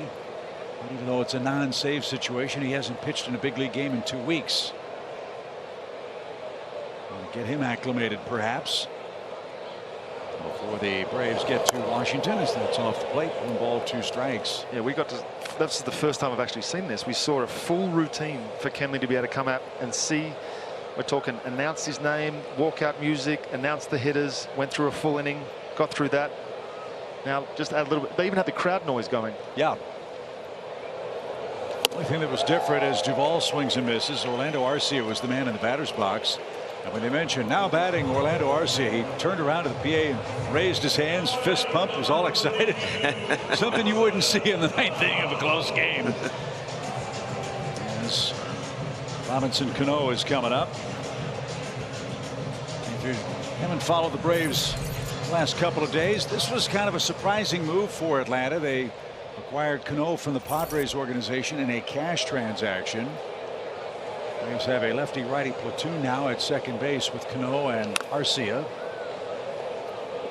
And there's a great story in The Athletic today talking about what Robinson Cano will mean to the Braves. You get a player like this with his experience, and look, we don't know how long Robinson is going to be in a Braves uniform, but one would think all the experiences he's had with his big league stops in New York and Yankee Stadium would be nothing but helpful for anybody on a big league roster. And when he's right, he can still do that. That's his 3rd hit of the series. Another move by Alex. Yeah, I mean, another great move. You talk about the great scouts of the Braves working under Alex. You know, he's sitting out there looking at Robinson Cano, saying this guy can really help us, and already 3 hits in this series. And a player that's been around as long as he, every day he's been with the Braves, even on a day where he didn't play yesterday. He's out doing the infield drills with Ron Washington. Still trying to get better. As the Braves are down 6 runs, Harris didn't get that. Strike 1. If nothing else, that shows every single person in that clubhouse that there is no time off. There is no time. Doesn't matter where you're at in your career. You can always be working on something to get better. Look, when he's healthy, he was one of the best players in the league, Robinson Cano, year after year. And what's really funny about it is the Mets are paying the bulk of the salary that's due Robinson Cano, and he's playing against him in this series. You gotta love that. The Mets and Seattle are paying the bulk of what's left on Robinson's final year, that big contract he signed in New York.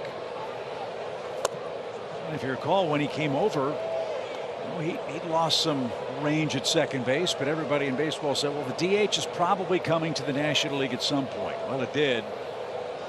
But by the time it happened, Robinson was about finished with the Mets. As Harris didn't get that, 2nd strikeout of the inning for Drew Smith, and Ronald Acuna Jr. is coming up. Man aboard, 2 outs. Ronald's gotten on base twice and has a stolen base.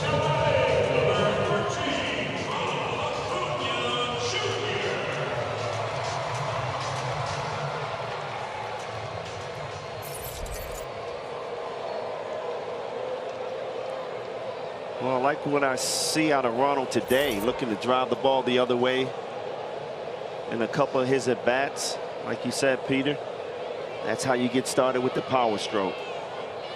Well, he needs it because Ronald's going to be in the home run derby too. Kyle Schwarber, Acuna, Alonso, Juan Soto, Albert Pujols announced. 1-0 pitch. I'm sure everyone in that home run derby takes pretty impressive BP, but we get to see Ronald on a daily basis, and the ease in which he can put the ball against the batter's eye in center field is just incredible. Yeah, but it's so much pressure in those all-star performances with the crowds out there, and you're on a time limit. You fatigue so quick when you swing that much. I mean, I love seeing those guys after they finish. They're just like huffing and puffing, can't even talk. I mean, it takes a lot out of you. It was like you and Jeff Francoeur in the home run derby we had here a couple of years ago. Remember? Yeah, we went, what, extra innings? Yes. Pop fly back toward us. You guys are doing that again during Alumni Weekend, right? Yes, but we won't be doing any extra innings. I can tell you that. You learned your lesson, right? Yes. But I refuse to lose. You've thrown down the gauntlet, have you? Yes. I tried to convince them to let me pitch to these guys. And? Nah, they wanted me to underarm it, which was pretty much what I did anyway. Yeah, well, seems like a natural. 2 balls, 2 strikes. And a swing and a miss. Whatever troubles Mr. Smith had, they were not evident in the 7th. He struck out the side, and the Mets enjoy a 6-run lead in Game 3.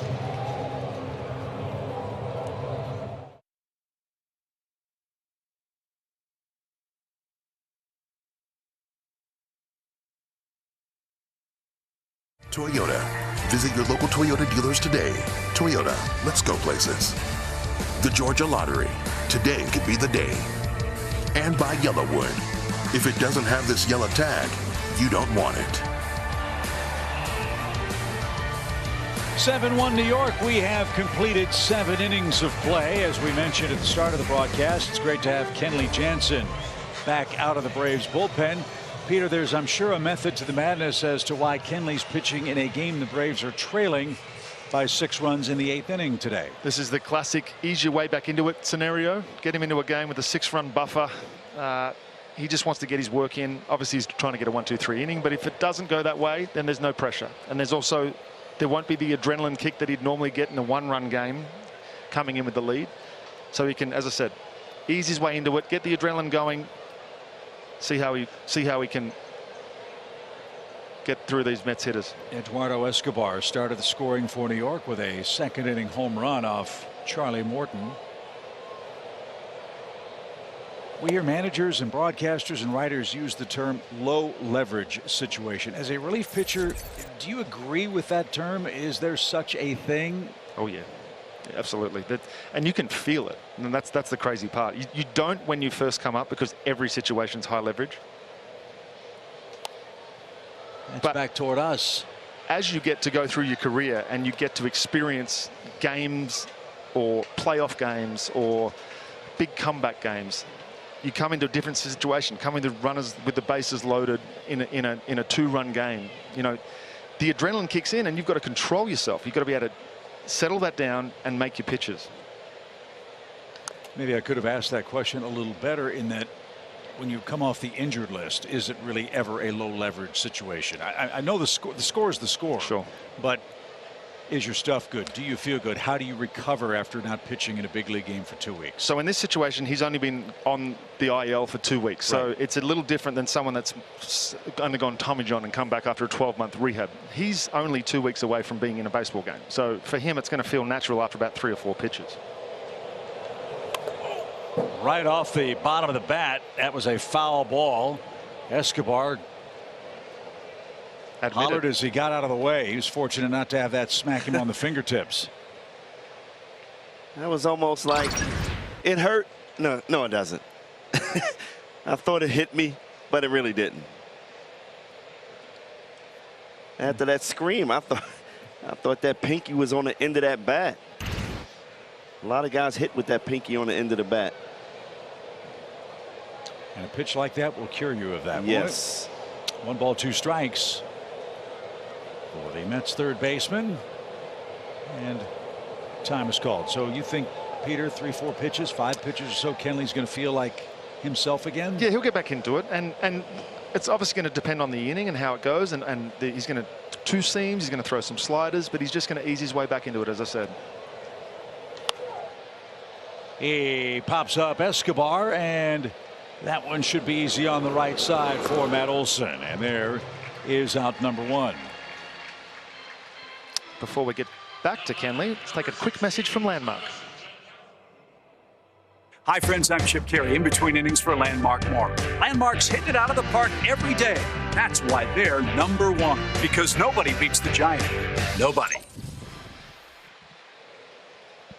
He's been doing this for so long that for him, it's just about getting back into that rhythm. 2 weeks off. And even just what I'm seeing so far, he doesn't look like he's overthrowing. That was a great slider. Location was good. Movement was good. The cutter seems to be darting, as you can see from Escobar's reaction. These are the things you look for in an outing like this for Kenley. It's not so much the results, it's what the stuff's doing. In a 7-1 game, you're trailing. And then the next benchmark, as this one's handled by Cano, who's smooth as silk, 2 outs, is how does he recover? Exactly. Because, as you've said a million times, pitching simulated games, working in the bullpen, working on the side, don't care what the score is. This is different. I don't know what the plan is, but I would assume that him getting into this game today means he'll have tomorrow off, see how he recovers from today's outing, and then he'd be good to go for the last 3 games in Washington, and then give him the break of the All-Star game. Well, we hope Kenley has a chance to save 3 out of 4 up in D.C. As Tomas Nido is the hitter, he's had a good day. He's walked, scored, and singled. We will have all 4 of those games for you on Bally Sports beginning tomorrow night. Kyle Wright and Anibal Sanchez tee it up at 7:05 in game 1. Ian Anderson, Patrick Corbin on Friday. Max Fried and Paulo Espino on Saturday. That's a 4:05 Eastern start. And then Spencer Strider will pitch the final game before the All-Star break. The Nationals have not yet announced their starter. Tomas Nido skies to right. Kenley Jansen gets 3 outs. He does it on 9 pitches. Good to have Kenley back. Now how about a comeback? The Braves have 6 outs left, down 7-1.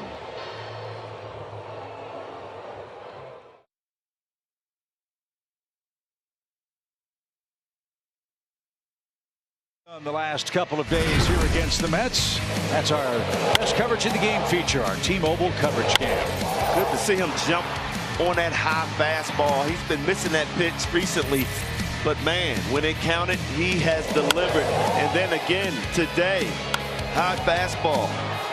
Wow. First time he's homered in back-to-back games for the Braves this year. Well, let's see if he can homer in back-to-back at bats. He will follow Dansby Swanson. Bruce Smith back out for a second inning. He was impressive in the 7th with 3 strikeouts and a hit allowed. Dansby trying to get on the board against the Mets here in Atlanta. He is 0 for 9 in the 3-game series.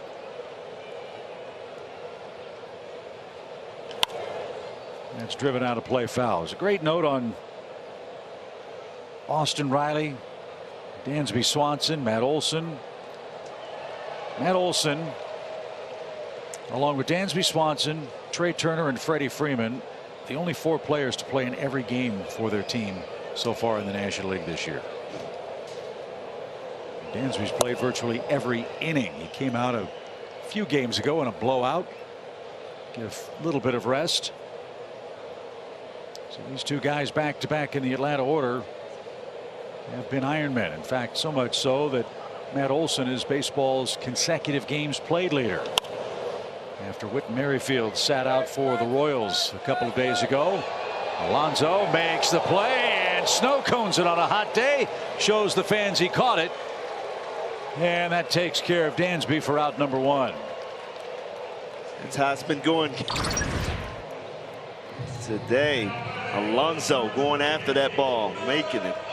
Really good catch there. Ice cream cone. I'm sure the clubhouse guys are happy with that he rolled around in the dirt afterwards too. Yeah. I think a couple of those fans were probably yelling "Go Dogs" to the Florida Gator, which is why he showed him the baseball. Here's Olson. He's accounted for the Braves' run. Another home run to center field for Matt. That's amazing. When I was calling college games, he was at Florida, and I was like, man, this kid can rake. And sure enough, in the big leagues, having a terrific career so far. No balls and a strike. What I like to see young players do too, Brian, is Alonso was known for his hit tool, right? And how a hitter or how a player evolves to become a more complete player. 2 years ago, I don't think he makes that play. No, absolutely not. He's become a much better defender as well for the Mets.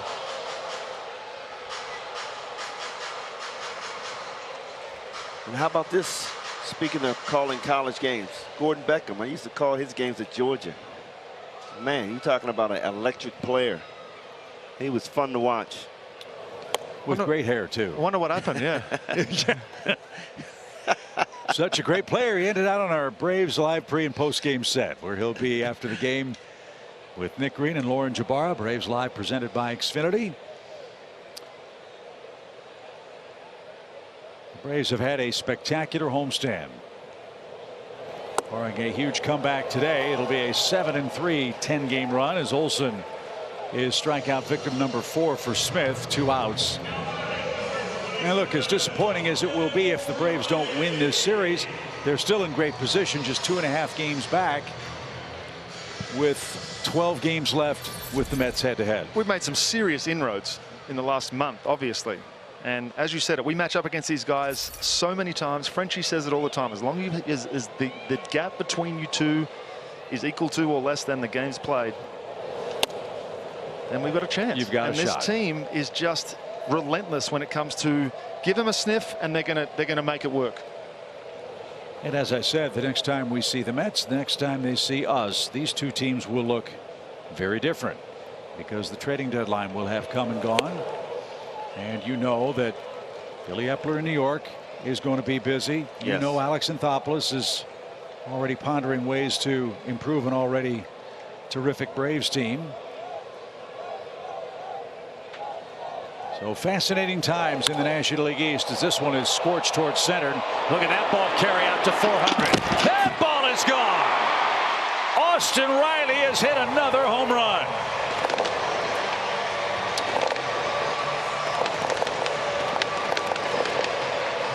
.25 of them. Do not give at-bats away. Here in a 7-1 game, Riley still being gritty at the plate. Gets a ball up in the zone. I just love his swing. He is just so strong. Just a nice, easy swing. Made the adjustments with his hands. He is just so relaxed up there now. Austin Riley has 17 hits on the homestand, 5 of them home runs. So 25 homers, 58 RBIs for Austin Riley, and we have 4 games left with the Nationals. Not an all-star. Not yet. He may force his way on the team with another great day today.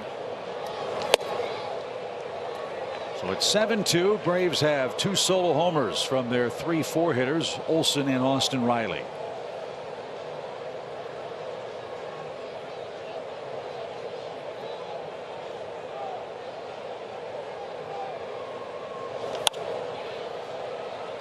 That's off to our right, and William Contreras has a 1-2 count.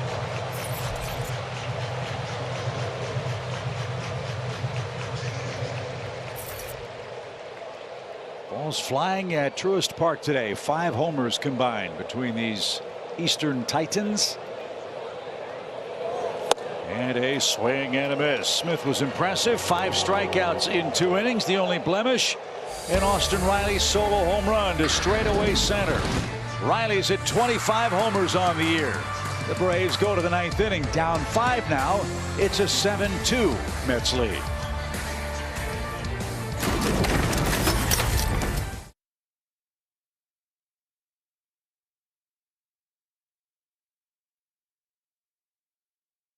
Local Ford dealer. Delta Airlines. Keep climbing. And by Truist. When you start with care, you get a different kind of bank. Austin Riley has had a homestand to remember. So have the Braves, who've won 7 of the first 9 games. This one moves to the 9th inning. The Mets have a 7-2 lead. And Jackson Stephens will be the 4th Braves pitcher to work the 3rd out of the bullpen. Jesse Chavez, 2 innings of 2-run, 1 unearned run baseball. Kenley Jansen returned from the IL with a perfect 1-2-3/8. Now Stephens will try to keep it at 7 and give the Braves bats a chance for a big 9th inning comeback.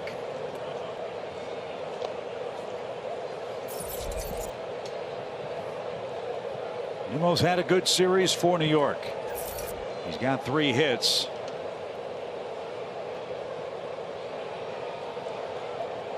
And he's been on base 5 times thanks to a handful of walks. 1 ball, 1 strike. Excuse me, been on base 6 times. 3 hits and 3 walks has Nimmo.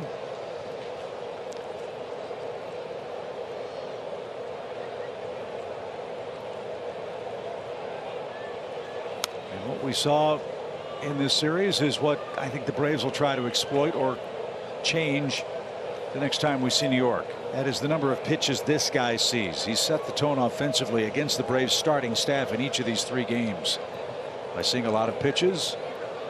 I'm just not sure what the answer to that is. It's just he's so gritty that he just fouls everything off. Well, Charlie Morton got off to a great start against him. What, 5 pitches? Yeah. Struck him out. I mean, you just got to stay in the zone on him. Challenge him.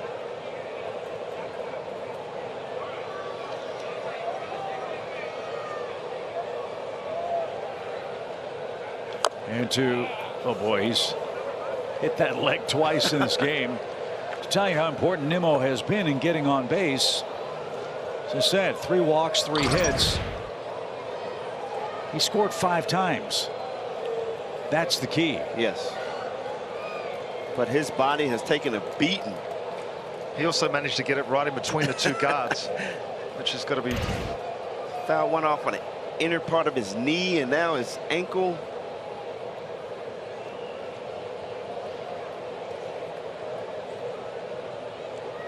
So he might be in protect mode here. The pitch. He is laced out of play. So how would you attack this guy? How would you get Nimmo out? How would you? I would have Snit walk out and signal for the lefty out to the bullpen, because I wouldn't face this guy. But if I was left-handed, even with Jackson stuff, like you said, you just got to keep attacking, and hoping that at some point he's going to swing over something. Like that. Pulled a string on him. Nimmo didn't get the breaking ball and strikes out. He'll hobble to the Mets dugout. Despite a good series, you see a perfectionist at work, upset that he swung and missed that. And that's exactly what he does, because he doesn't swing at pitches like that normally. Great job by Jackson Stephens to just keep filling up the zone, and eventually got him to offer at one. Lindor's had a big day today. A 3-run homer in the 3rd inning gave the Mets a 4-0 lead. He also reached on an error and scored on a balk. Lindor, a much better player with the Mets this year. 64 RBIs now. That surpasses his total he had for the Mets last season. Yeah, I think he's been the difference in this Mets ball club. You know, showing great leadership. Last year, I know he struggled big time. A lot of expectations. But he has turned the page. Everyone who has gone to New York and has then left has said what the challenge is of playing in that city for either the Mets or the Yankees. As this one's popped up, shift was on. Riley has all kinds of room to make that play for out number 2. Bottom line is, for Lindor, who is such an engaging player with the then Cleveland Indians, New York ain't Cleveland. With all the attention and the magnification of that big contract and the expectations you talked about, it's off to a much better start for Buck Showalter this year. Here's Alonso. Pete's 1 for 4 with 2 strikeouts.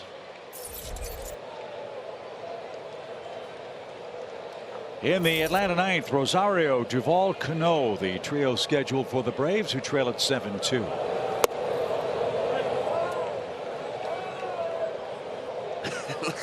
Like Alonso just laid in some mud.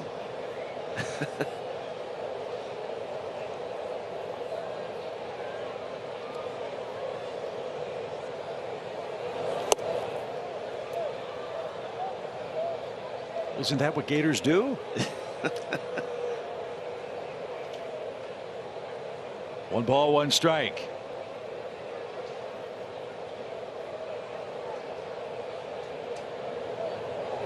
Who's going to win the home run derby?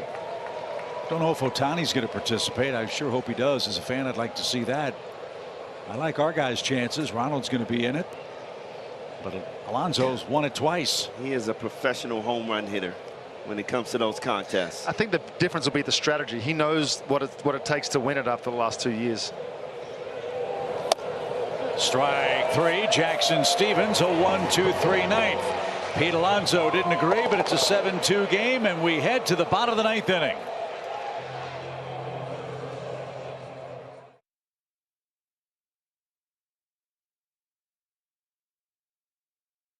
His country. But first, we've got a quick message from Truist. Jessica was born to care. That's my best friend. She don't need no. Miss Hogan's class? It's Atlantis. Today, she's a teammate at Truist, the bank that starts with care.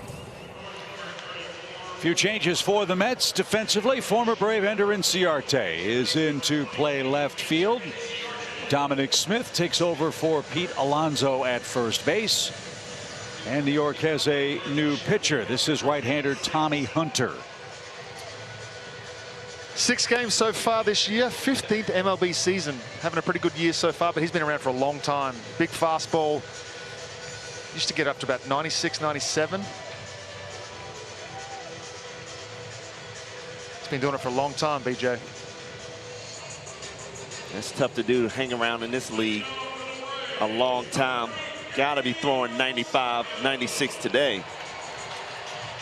Well, let's get a rally going here. If the bottom can feed the top, things might get interesting here in Atlanta. 7-2 game. The Braves have 7 hits. 2 of them left the ballpark. Olson and Riley have hit homers for the Braves. Rosario a 2-hit game. And to move his feet. 1 ball, no strikes.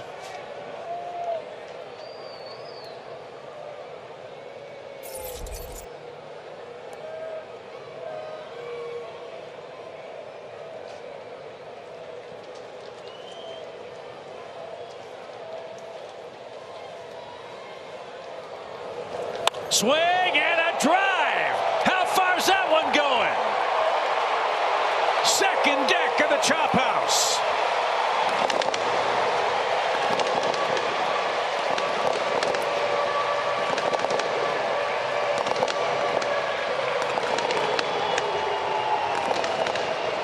A 3-hit day for Eddie Rosario. He's got a mammoth home run. And the Braves edge a little closer. Rosario's first multi-hit extra base hit game since the NLSCS last year in Game 4 when he hit a triple and 2 home runs. That is a great sign. Despite whether we win or lose, it's a positive sign. Rosario starting to click in.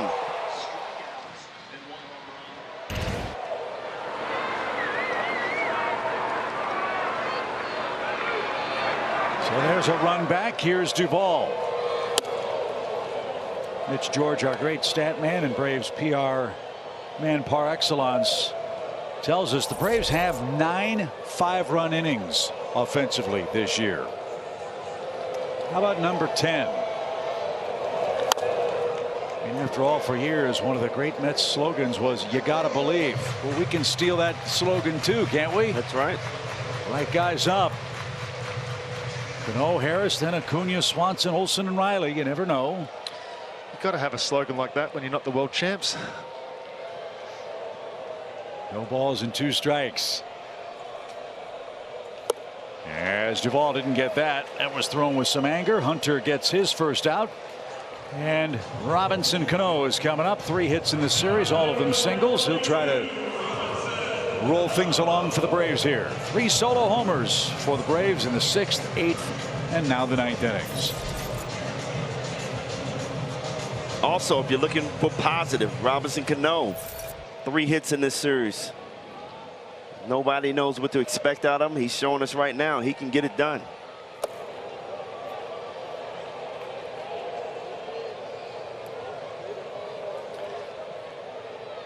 Cano did not hit well when he was with the Padres at the major league level, but at AAA was hitting .333 at El Paso. And the Braves took a flyer on him. Great play by Dom Smith. And Hunter handles a wide throw. And that robs Robinson of a 2nd hit and is out number 2. That's why Dominic Smith is in the game defensively. Yeah, if you want to know why you put in a defensive replacement, this is exactly it right here. I'm not sure Pete Alonso makes that play. You got to secure the defense at the back end of the game when you got a lead, and that's exactly what Buck did. Look, he knows his team a lot better than we do. But for a club that's really struggled for production out of the DH spot and the defensive abilities that Dom Smith gets you, yeah, wouldn't this make better sense? Smith playing every day at first and Alonso DHing. As Harris takes downstairs, 0-1 the count. Only problem is Dominic has to start swinging the bat. I was just going to say. Good point. Yeah. It's tough to put him in the lineup every day when he's not swinging it as well as he was last year. Harris went around and the Braves are down to their last strike. It's 0-2. Harris is going to have to find a way to make some adjustments. Got to stay in that zone, take that deep breath and relax and get your pitch. Not to be. The Braves fall 7-3. The Mets win the series, but the Braves have a great homestand. They go 7-3, and with 4 games left before the All-Star break, just 2.5 games out, and 4 ahead guys with the Washington Nationals. You know what? I look at the positives of today's game. I mean, we able to hit the long ball. Good to see Eddie Rosario starting to get it going. couple of extra base hits, a home run. So, hey, lose the series, but we're going to Washington to bounce back. Second time in a couple of weeks we see Washington. We know them well. We need to take care of business just like we did last time against them. Win the series, take 3 out of 4 minimum, enjoy your All-Star break. And hope for some help from the Cubs, because that's where the Mets go next for a 4-game series. We head to Washington to start a series with the Nationals. Kyle Wright will go for win number 11. Anibal Sanchez will come off the injured list and make his first start against his former team. Our coverage will start at 6:30 on Bally Sports Southeast. For Kelly Kroll, Paul Berg, Brian Jordan, Peter Moylan, Chip Carey, thank you for joining us. Great homestand, Braves country. Can't wait to get back after the break, and we will see you tomorrow night in Washington. But first things first, Braves Live presented by Xfinity wraps things up right after this.